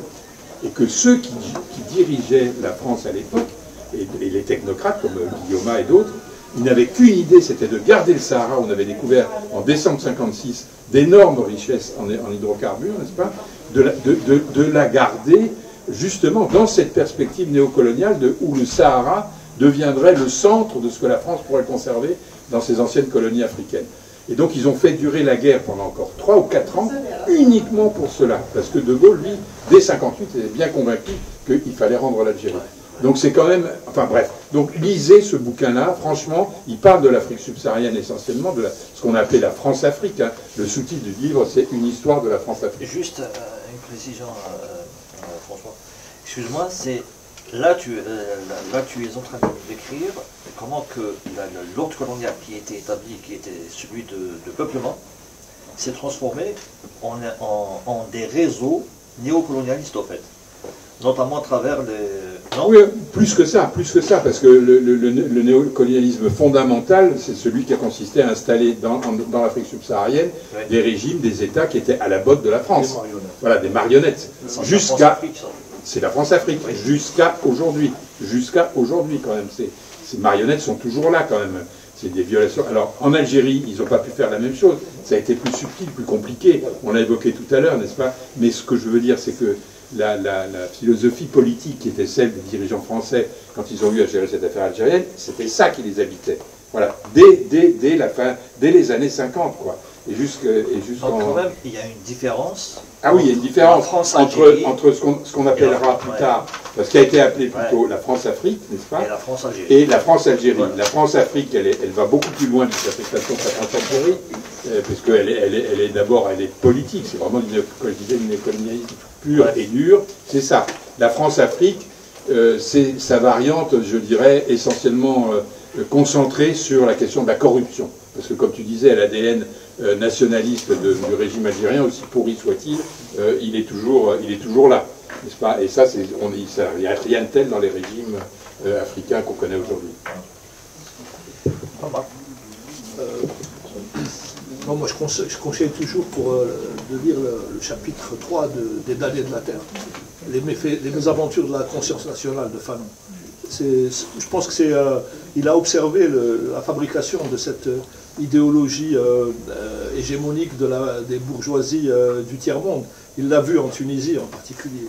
Et le modèle tunisien a influencé beaucoup la haute hiérarchie de l'ANP. On ne le sait pas, mais ils ont vu, ils ont apprécié la manière dont les rapports sociaux s'articulaient. Et ça a joué un rôle dans un peu cette culture politique de l'ANP, qui se représente, en tous les cas au niveau de ses officiers, qui se représente comme une élite, qui considère que le peuple est une populace, sans âme et digne d'aucune considération. Il se représente, c'est un peu un modèle à la fois entre une sorte de féodalité de fait et de fascisme inconscient. C'est vraiment à la croisée de ces chemins-là. Pour ceux qui ont fréquenté les militaires algériens, c'est assez perceptible.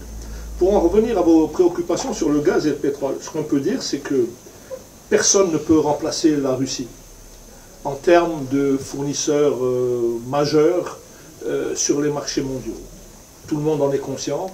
Ce qui se passe pour nous, Algériens, c'est que nos capacités extractives sont limitées. Je crois que nous avons atteint plus ou moins un plateau en termes d'exploitation de nos gisements de gaz et pétrole. Et c'est un plateau d'autant plus préoccupant que la croissance démographique de l'Algérie, étant ce qu'elle est, nous gagnons 1 million de citoyens par an. Hein, ce que je dis, c'est qu'entre 91 et aujourd'hui, la population algérienne a doublé. Et donc la consommation interne a aussi considérablement augmenté. Donc nous parvenons à satisfaire les contrats que nous avons signés. Je pense que nous avons une marge de quelques milliards de mètres cubes supplémentaires en termes de gaz. Hein. En termes de pétrole, ça m'étonnerait qu'on aille plus loin qu'1 million de barils de jour. Mais en termes de gaz, je dirais que nous pouvons, de manière ponctuelle, boucher quelques trous, combler quelques déficits, mais nous ne pouvons en aucun cas nous substituer ni à la Russie, ni au Qatar, ni à l'Iran, qui sont, eux, des producteurs majeurs. L'alternative, à court terme, en tout cas à court moyen terme, dans les 3, 4, 5 ans à venir, c'est de développer ce gazoduc entre le Nigeria et l'Algérie. Ça, c'est vraiment un investissement d'avenir, parce que les réserves nigérianes sont très considérables, et un gazoduc qui relierait le nord de l'Afrique à l'Afrique de l'Ouest contribuerait à développer le Sahel, qui manque cruellement de ressources de cette nature-là pour l'instant. Donc, à terme, stratégiquement, c'est peut-être plus sérieux que de penser qu'on va faire des découvertes de gaz rapidement en Algérie. Voilà. Maintenant, moi je suis très content qu'il y ait une augmentation des prix. On sait bien que cette augmentation des prix actuelle, due à l'opération militaire spéciale de la Russie en Ukraine, on sait très bien qu'elle est ponctuelle. Mais en tous les cas, et on sait très bien qu'elle va profiter aux corrompus. Mais en même temps, en donnant des marges de manœuvre pour l'approvisionnement de la population, ça va peut-être alléger un peu les souffrances du peuple. C'est pour ça que cette manne pétrolière, c'est une hydre à 2 têtes. Elle a une tête absolument horrible, détestable. C'est celle qui a permis que le régime puisse durer. Si le régime n'a pas besoin d'acteurs, de négocier avec des syndicats, de négocier avec un patronat, de négocier avec un encadrement du secteur public, c'est qu'il s'en fout, il a la rente pétrolière. La production interne peut lui chaud. La preuve aujourd'hui, si quelqu'un nous déclare la guerre et nous fait un embargo, je crois qu'on a 2 mois de survie. C'est catastrophique. Ce régime a mis le pays dans une situation de dépendance et de vulnérabilité colossale. Et donc ça, si vous voulez, ça c'est vraiment le côté le plus obscur, le plus négatif de cette rente pétrolière. Mais il y a aussi le fait que sans cette rente pétrolière, comment pourrait-on répondre aux besoins fondamentaux de la population? Voilà, j'ai répondu, rajouté. Gaz de schiste. Parce que c'est des criminels, ils peuvent y aller aux solutions faciles, à savoir l'exploitation du gaz de schiste. Ah ben oui, alors à ce moment-là, si le gaz de schiste, c'est vraiment c'est une préoccupation majeure. C'est un choix criminel.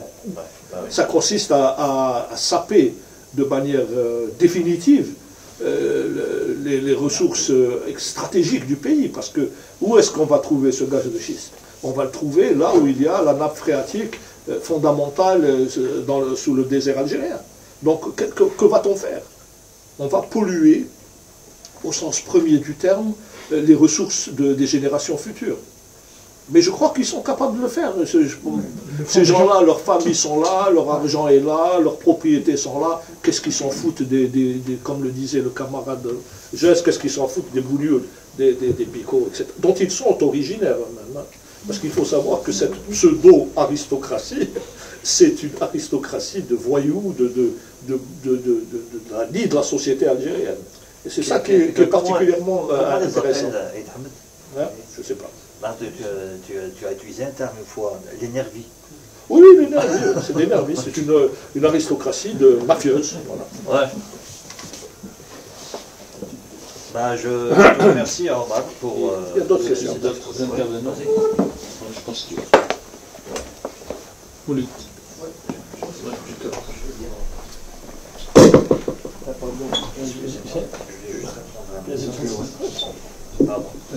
bonjour tout le monde, bonsoir tout le monde.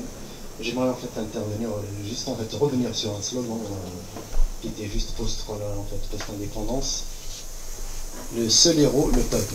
Et je vais faire le parallèle, le lien avec ce qui se passe actuellement avec le Hirak, Shab Tharrab, Houli Qarrab. Donc c'est qu'il nous a en fait paralysé, il nous a pas mis en place des outils et des mécanismes pour sortir de la crise. Merci. Que pensez-vous de ce slogan? Est-ce qu'il y a un parallèle ou est-ce que c'est une continuité? Bon, merci. Merci. D'autres intervenants? D'autres personnes voudraient prendre la parole?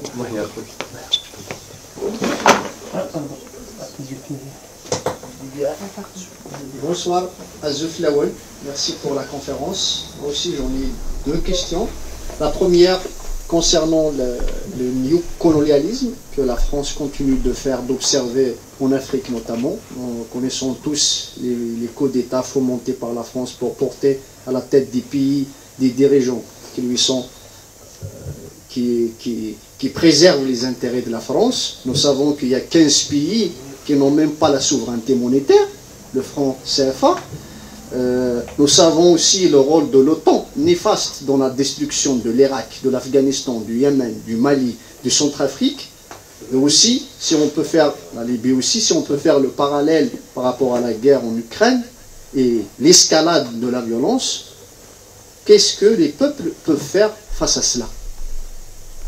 Comment les peuples d'Afrique, notamment, peuvent se libérer et recouvrer véritablement leur souveraineté afin de décider eux-mêmes, d'instaurer des démocraties véritables qui préservent à la fois leur institution, leur armée et leur richesse. Qu'est-ce qu'on peut-on faire individuellement et collectivement? Merci. Merci. D'autres intervenants?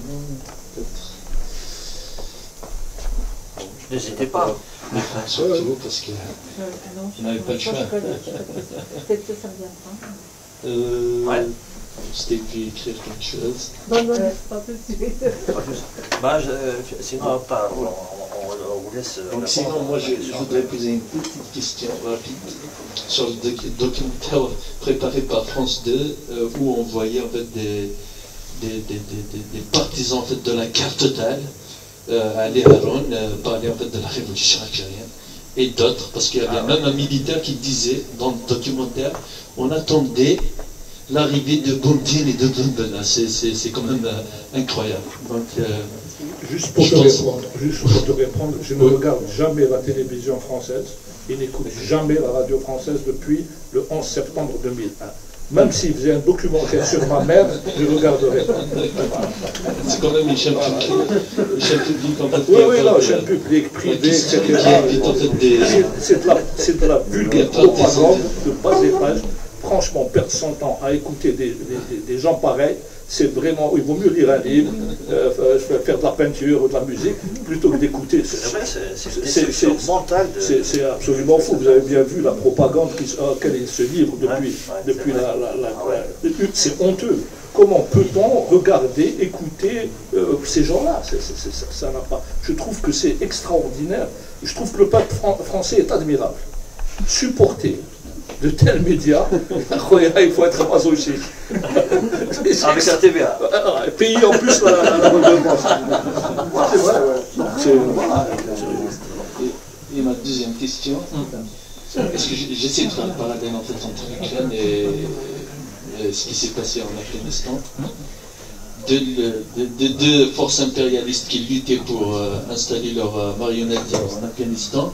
Et on a même payé le prix parce qu'il y avait des Afghans qu'on avait formés là-bas qui se sont réinstallés en Algérie pour... c'est pas très sûr. Parce qu'ils allaient recruter, hein, donc il y avait une compagnie de recrutement à Alger, je ne sais pas si c'est encore des combattants qui vont... C'est les Algériens qui ont envoyé des gens en Afghanistan. Et la plupart étaient des agents de la sécurité militaire. Justement. Pas l'inverse. Justement. Est-ce qu'on peut faire le parallèle ou pas avec ce qui se passe en fait actuellement en Ukraine? Oui, on peut faire le parallèle. Bon, maintenant, je vais essayer de répondre en langue. Il y a une question pour toi, pour te laisser directement. Donc, s'agissant des revendications du Hirak, en contrepoint du fameux slogan de l'été 62, c'est, à mon avis, la revendication du Hirak, elle lève toutes les ambiguïtés du slogan originel de 1962. Et elle le met, quelque part, ce slogan, elle le met au pied du mur, si j'ose dire. C'est que, en disant un seul héros, le peuple, on a voulu nier des figures nombreuses de la révolution algérienne. Quand le Hirak dit c'est le peuple qui décide, c'est la récupération de ce slogan d'un point de vue juridique et politique. C'est-à-dire que, effectivement, le détenteur fondamental de la souveraineté, c'est bien le peuple. Et c'est bien le peuple qui doit décider à travers des mécanismes de consultation qu'on peut envisager sous différents angles. Donc c'est vrai qu'il y a une sorte de clin d'œil et une sorte de remise en perspective de ce slogan de 62 en lui disant, mais vous êtes un très joli slogan, très poétique, très enchanteur, mais nous vous donnons un contenu politique. On n'enlève pas. On garde cette connotation politique, mais on lui donne une profondeur opérationnelle, une profondeur politique. Voilà, c'est ce que je veux dire là-dessus. Maintenant, je crois qu'il y avait une autre question. Oui, c'était sur le néocolonialisme. Ouais, c'est toi. Oui, ça, c'est la question la plus difficile qui soit. C'est qu'est-ce qu'on peut faire contre la réalité de ce néocolonialisme français qui continue, hein. Vous avez tout à fait raison, je l'ai rappelé moi-même, de dire qu'aujourd'hui, les États de l'ancienne Afrique occidentale française et Afrique équatoriale française restent des marionnettes de la France, contre lesquelles d'ailleurs les peuples africains concernés se sont révoltés de façon récurrente depuis les fausses indépendances. Hein. Ça, justement, le livre dont je parlais tout à l'heure, ça pour moi aussi ça a été tout à fait éclairant, on montre sur un empire qui ne veut pas finir, il documente de façon précise le fait que tous les 7-8 ans pratiquement, il y a des vagues de révoltes populaires contre ces régimes néocoloniaux et pour une vraie démocratie, tout simplement, pour une vraie souveraineté des peuples africains, qui à chaque fois est réprimée avec le soutien, bien entendu, de la France, des militaires qui sont basés sur place de façon permanente ou provisoire, avec des opérations, hein, l'opération Épervier, il faut quand même le rappeler, elle a commencé au Tchad à la fin des années 80, et pratiquement elle continue jusqu'à aujourd'hui, on ne le dit pas, hein, mais elle est toujours là. Il y a une base française au Tchad qui vient d'Épervier. qui était censé répondre à la Libye de Kadhafi. Enfin bon, bref. Donc les peuples africains, eux, ils se révoltent. Alors, pour eux, c'est beaucoup plus difficile, si j'ose dire, que le peuple algérien, d'une certaine façon, qui a su se révolter avec le Irak contre ce régime lui-même néocolonial, on peut dire. Pourquoi c'est plus difficile? Parce que ils n'ont pas connu, sauf le Cameroun, en effet, qu'on évoquait tout à l'heure, mais ils n'ont pas connu de lutte de libération. L'indépendance leur a été, entre guillemets, octroyée, et c'était une fausse indépendance. S'agissant du Cameroun, là, il y a une vraie lutte de libération, mais malheureusement, elle a été perdue. Le peuple camerounais a été écrasé de façon absolument abominable. Et jusqu'à aujourd'hui, quand on pense que Paul Biya, c'est le successeur de Ahidjo, qui a été mis en place à l'indépendance. Il y a eu 2 dictateurs dans ce malheureux pays depuis 1960. C'est insensé. Et il continue à se faire réélire, lui aussi, comme le voulait le faire Bouteflika, il a 83 ou 4... Enfin bon, peu importe. Mais donc tout ce que nous pouvons faire, qu'est-ce que nous pouvons faire, nous, en France?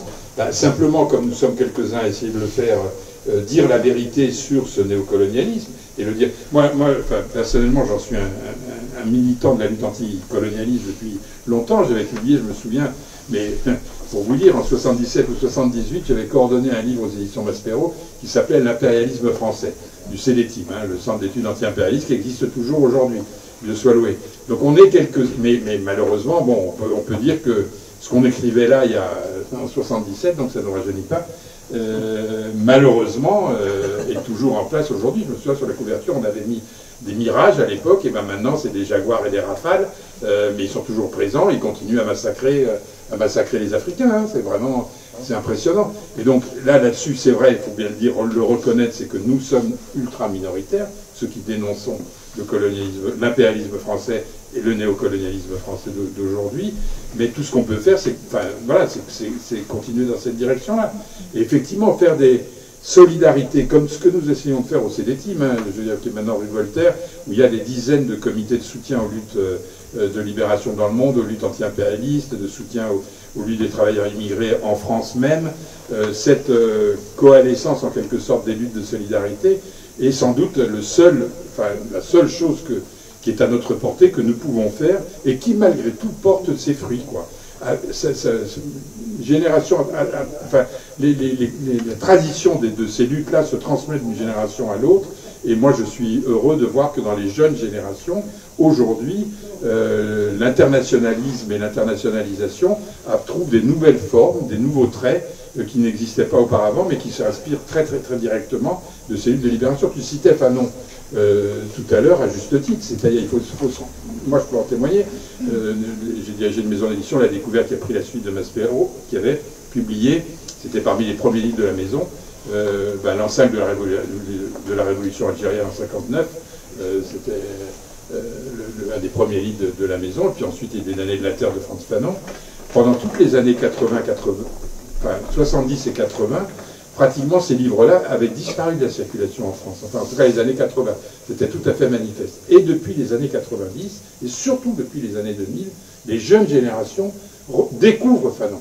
Et maintenant, Fanon n'a jamais été aussi reconnu et célébré pour ce qu'il disait. Et ce qu'il disait, là-dessus, tu as raison de citer ce fameux chapitre des damnés sur les bourgeoisies compradors, enfin les bourgeoisies locales qui font le jeu du néocolonialisme. Parce que aujourd'hui, c'est quand même, moi, c'est très très très très encourageant le fait que beaucoup de jeunes maintenant lisent cette littérature-là, et pas seulement en France, hein, dans le monde entier. Je ne vous dis pas le succès de Fanon vraiment dans tous les pays, dans le monde anglo-saxon en particulier, montre qu'il y a une conscience anti-impérialiste qui est nouvelle, qui prend des formes différentes de celles qui avaient été celles des années des luttes de libération, des années 50 et 60, mais qui n'a rien à leur envier et qui est plutôt porteuse d'espoir. Voilà. Merci. L'Ukraine. Oui.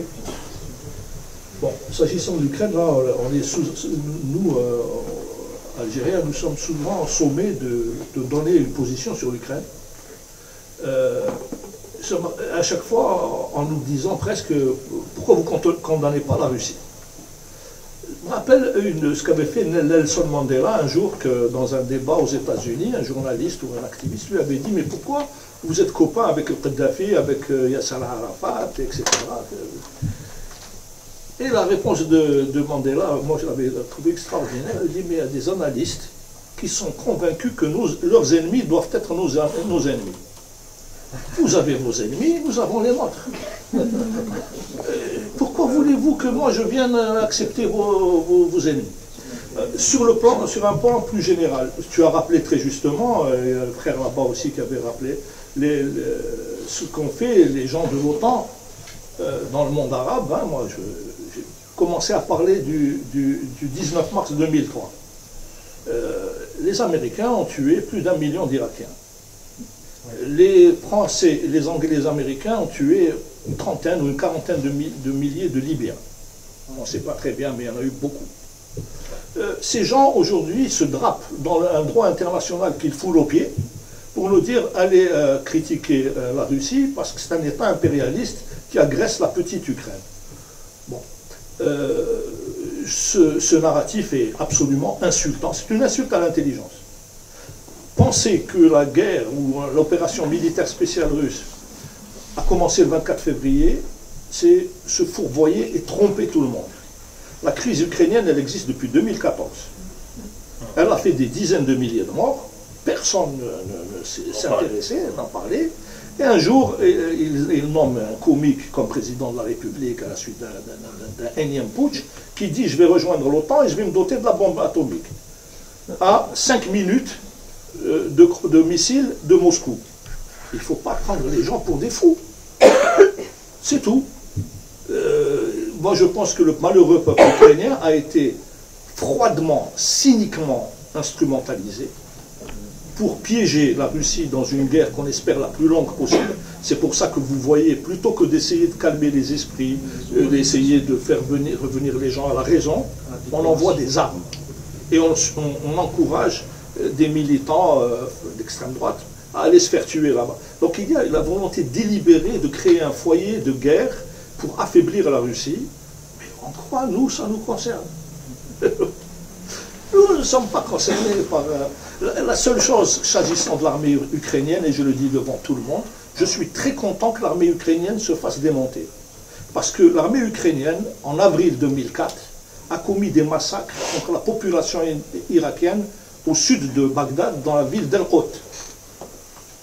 Il ne faut pas oublier que ces gens qui viennent aujourd'hui appeler notre solidarité ont été parmi les premiers à les tuer de l'arabe.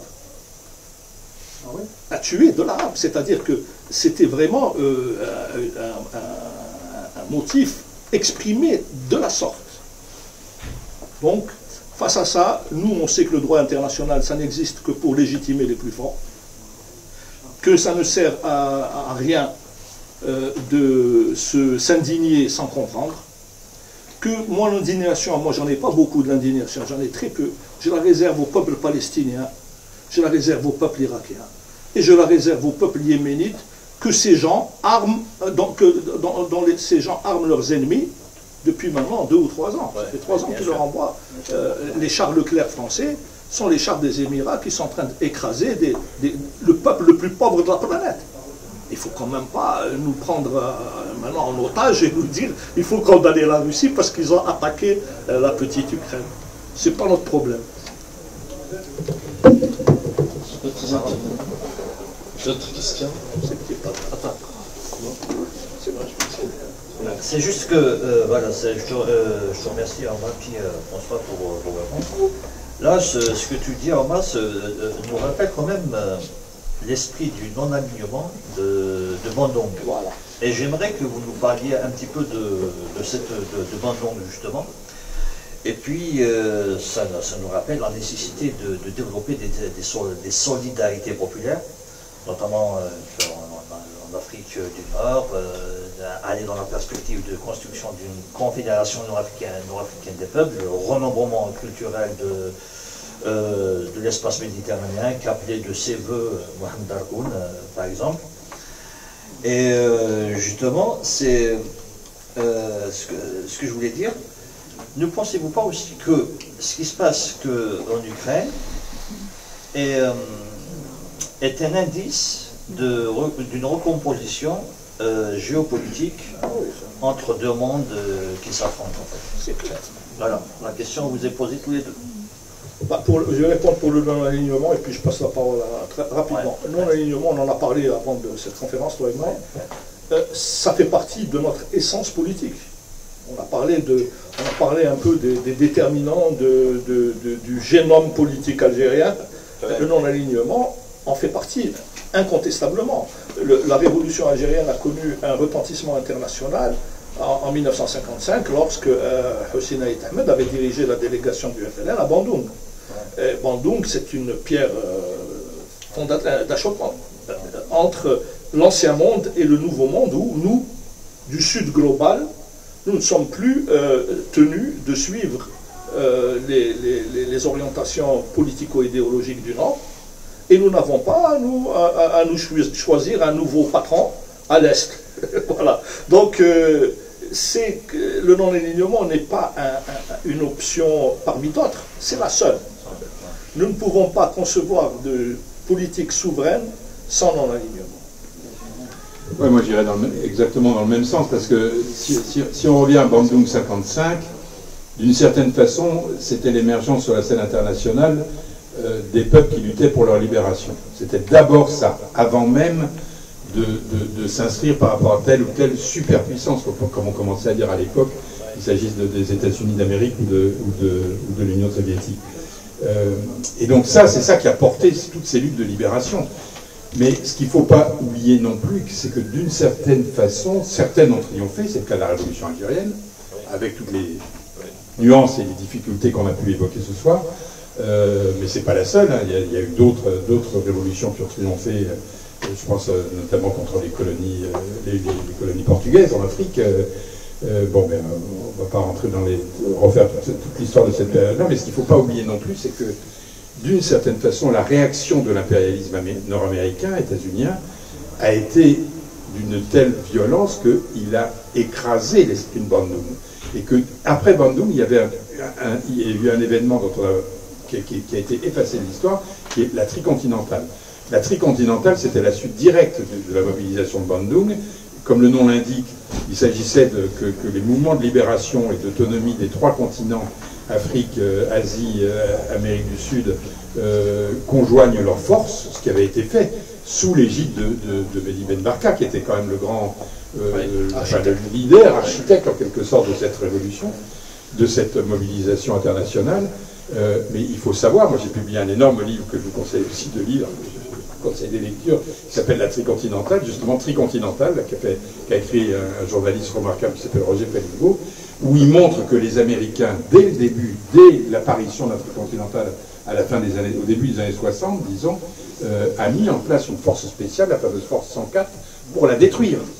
Et ils ont systématiquement engagé à la CIA pour assassiner les leaders nationalistes, indépendantistes qui étaient impliqués dans la tricontinentale, pour infiltrer, pour manipuler, etc., etc. Et ils ont réussi. Et ils ont réussi, malheureusement, il faut bien le dire.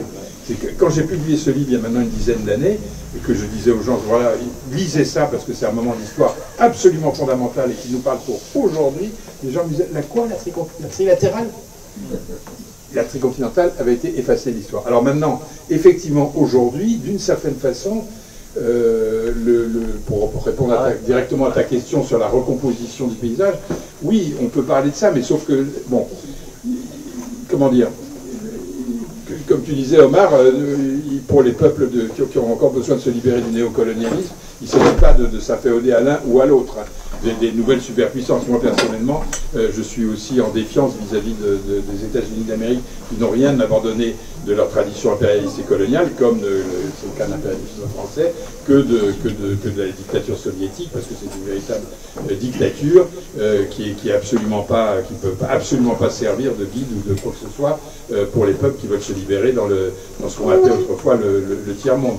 En revanche, ce qu'on voit, alors c'est surtout finalement en Afrique que ça se passe, il faut bien le reconnaître, parce qu'en Amérique latine, il y a des hauts et des bas, et la situation n'est pas brillante, parce que, bon, enfin bref, il ne faut pas refaire toute l'histoire, mais en Afrique, il y a des nouveaux appels ce qu'on appelait autrefois le panafricanisme, et qui se font aujourd'hui, viennent aujourd'hui de jeunes générations, et qui, je pense, sont complètement nouvelles par rapport à justement ce qui s'est passé depuis les indépendances, depuis les 60, depuis plus de 60 ans, disons maintenant. Il y a des espoirs là qui... Alors, il faut être très prudent, très vigilant, très à l'écoute, très attentif, parce que malgré tout, derrière ces mobilisations néo-panafricanistes, on peut dire, il y a aussi des tentatives d'infiltration, de manipulation, comme il y en a toujours eu, s'agissant des mouvements d'émancipation, disons. Mais néanmoins, il y a là des vraies forces qui se font jour. Donc tout ce qu'on peut recommander, c'est d'être particulièrement vigilant, attentif, à l'écoute. À l'écoute maintenant, Dieu soit loué, tu parlais des médias français dominants, mainstream, qu'on ne veut plus écouter, mais Dieu soit loué, il y a des médias alternatifs comme Off Investigation, dont on parlait tout à l'heure avec le documentaire que tu as cité, mais il y en a beaucoup d'autres qui font du très bon boulot et que je vous recommande de lire. Alors c'est beaucoup des sites en ligne, hein, mais pas seulement. Donc on peut s'informer si on est suffisamment, si on fait attention pour trier le bon grain d'ivresse, les fake news de la vérité, mais on peut y arriver, mais il faut travailler. Et pour s'engager justement dans ces nouveaux espoirs de libération, il faut travailler, il faut se mobiliser, ça ne va pas se faire tout seul. Merci beaucoup. Je vous conseille de consulter le site Algeria Watch. C'est un site très informé, très documenté. Il y a des contributions très pertinentes, très éclairantes, très instructives sur ce qui se passe en Algérie. C'est un site animé justement par mes amis Salim Abdallah et Rafiq Djaou, je pense, c'est ça? Oui. Voilà. Donc je vous le conseille vivement, Algeria Watch sur le net. Ben, maintenant, je vous invite aussi à poser des questions. Madame, oui, allez-y. Bonjour à tous, à toutes. Je voulais juste poser la question à vous trois, M. François, et à vous, c'est pareil. Pourquoi... D'accord, c'est pour les gens. D'accord. Justement, sur la France. Pourquoi la France ne veut pas enseigner dans des écoles de ce qu'elle fait en Afrique du Nord, comme quand il y a des tortures et tout ça? Pourquoi il n'enseigne pas dans des écoles? Et pourquoi il y a certaines choses qu'il enseigne dans les écoles sur le commerce triangulaire? Donc ça dans les écoles, il enseigne, parce que je suis dans l'enseignement comme AVS, dans des écoles, je vois comment il enseigne. Et pourquoi il parle de Christophe Colomb? Et pourtant, Christophe Colomb, il a fait des tortures, il a fait beaucoup de choses en Amérique, tout ça. Pourquoi il parle de ça et de l'Algérie? Je ne veux pas parler de tortures qu'ils font en Algérie, voilà. Mais j'essaie de dire pourquoi, c'est-à-dire tout simplement parce que entre la République française, qui est née en renversant la monarchie en 1780, à partir de 1789, et les monarchies, il ne faut pas oublier que tout le 19e siècle, quand même, il faut attendre pratiquement, à part la Deuxième République de 1848 qui a duré 2 ans, et qui a été écrasée dans le sang, il faut attendre 1871 pour que la République revienne. Le reste, ça a été des monarchies ou l'Empire, n'est-ce pas? Pendant toute cette période-là, le colonialisme faisait partie de l'essence même des dirigeants français. Il ne faut pas oublier que quand même, c'est la Révolution française qui, en 1780, qui va abolir l'esclavage en 94, abolir l'esclavage, qui avait commencé 2 siècles plus tôt en Amérique et dans les Antilles, n'est-ce pas, la traite triangulaire que vous évoquiez. Mais qui c'est qui va rétablir l'esclavage en 1802? C'est Napoléon. Napoléon Bonaparte, l'empereur des Français. Hein. Il faudra attendre 1848 pour qu'il soit aboli, et il faudra attendre en fait 2010 avec la loi Taubira pour que tout simplement la reconnaissance de l'esclavage comme crime contre l'humanité soit inscrit dans la loi française. Enfin, quand même, ça dépasse l'entendement. Vous vous rendez compte, 1848, c'est 1 siècle et demi après qu'on va reconnaître. Et donc, alors effectivement, déjà, ce que nous appelons, les historiens avec qui je travaille, parce qu'il y a un autre site aussi qu'il faut citer qui s'appelle Histoire coloniale et postcoloniale.net, que nous avons créé avec quelques historiens, dont je suis un des animateurs, où nous essayons de documenter l'histoire coloniale et ses traces postcoloniales. dans cette histoire coloniale, il y a d'abord la première colonisation, celle de l'esclavage. Alors maintenant, elle est à peu près reconnue, parce que quand même, l'esclavage, c'est pas bien, n'est-ce pas? Bon, voilà. Mais ça a été une bagarre pour le faire reconnaître dans les manuels scolaires. Jusqu'à pratiquement les années 70, c'était presque absent du manuel scolaire.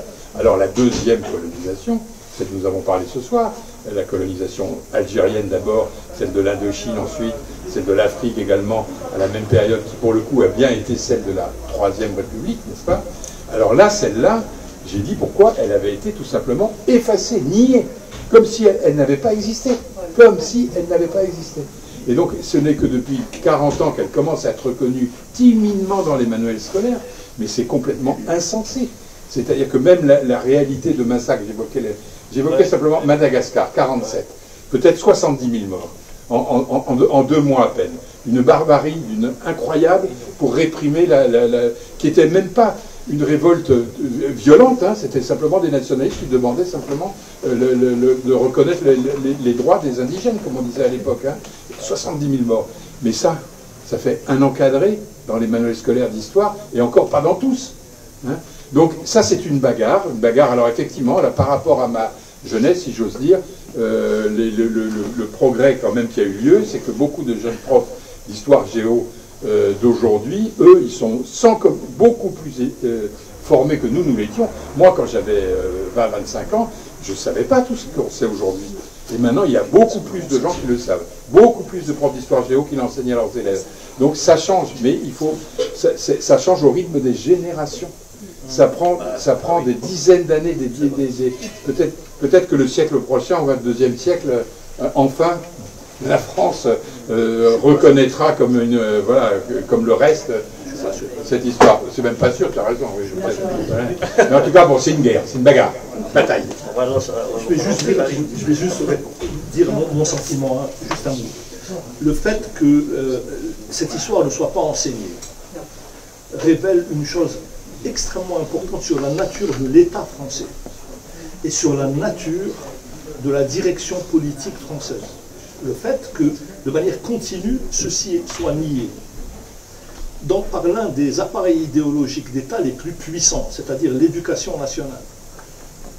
C'est un instrument de formatage des consciences, pour ne pas dire bourrage de crâne, un instrument de conditionnement politique de masse, et des enfants en particulier.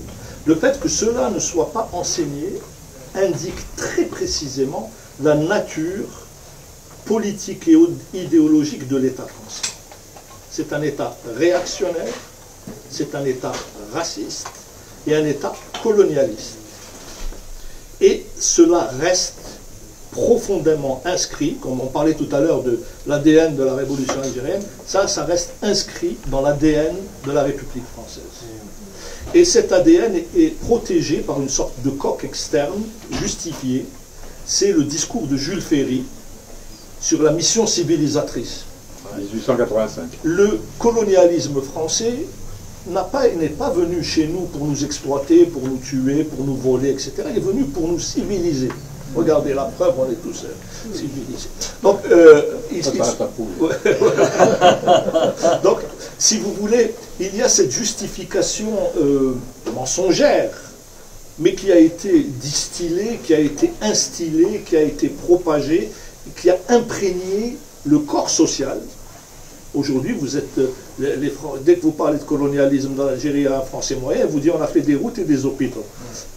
Il y en a un maman qui m'a dit on a fait des cinémas. Ou alors on dit il y a des mots de part et d'autre. Voilà, oui, mais ça c'est les gars. Donc il y a la mission civilisatrice. Si vous enlevez ça, vous ne comprenez rien du tout. Vous dites mais pourquoi ils sont bêtes ces gens-là? Ils ne sont pas bêtes. Ils savent très bien. Ils sont porteurs d'un message politique qui est celui de leur classe sociale. C'est la bourgeoisie colonialiste, sous-impérialiste française. Voilà. C'est celle qui bombarde la Libye, c'est celle qui intervient en Côte d'Ivoire, c'est celle qui a fait ce que le camarade François a raconté depuis tout à l'heure. C'est ça, c'est leur culture. Et leur culture est actuellement encore dominante dans les appareils politiques français.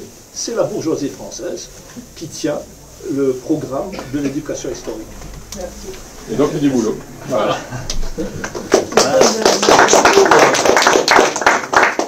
c'est juste pour aller dans le sens de ce que vous disiez.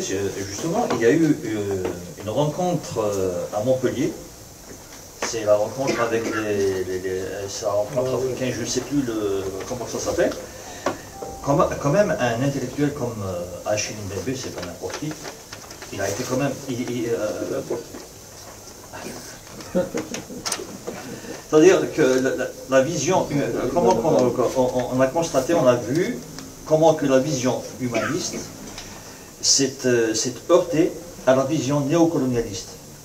À tel point que, après les rencontres de Montpellier, africaines et tout ça, il y a eu une manifestation qui a été menée par des ONG, notamment Survie, et il y a eu des arrestations, ils ont été réprimés. Oui, voilà. Ça, c'est franchement, c'est un fait factuel qui démontre cet appareil, cette mentalité, cette idéologie et ces orientations politiques qui sont régnantes ici, voilà, en France.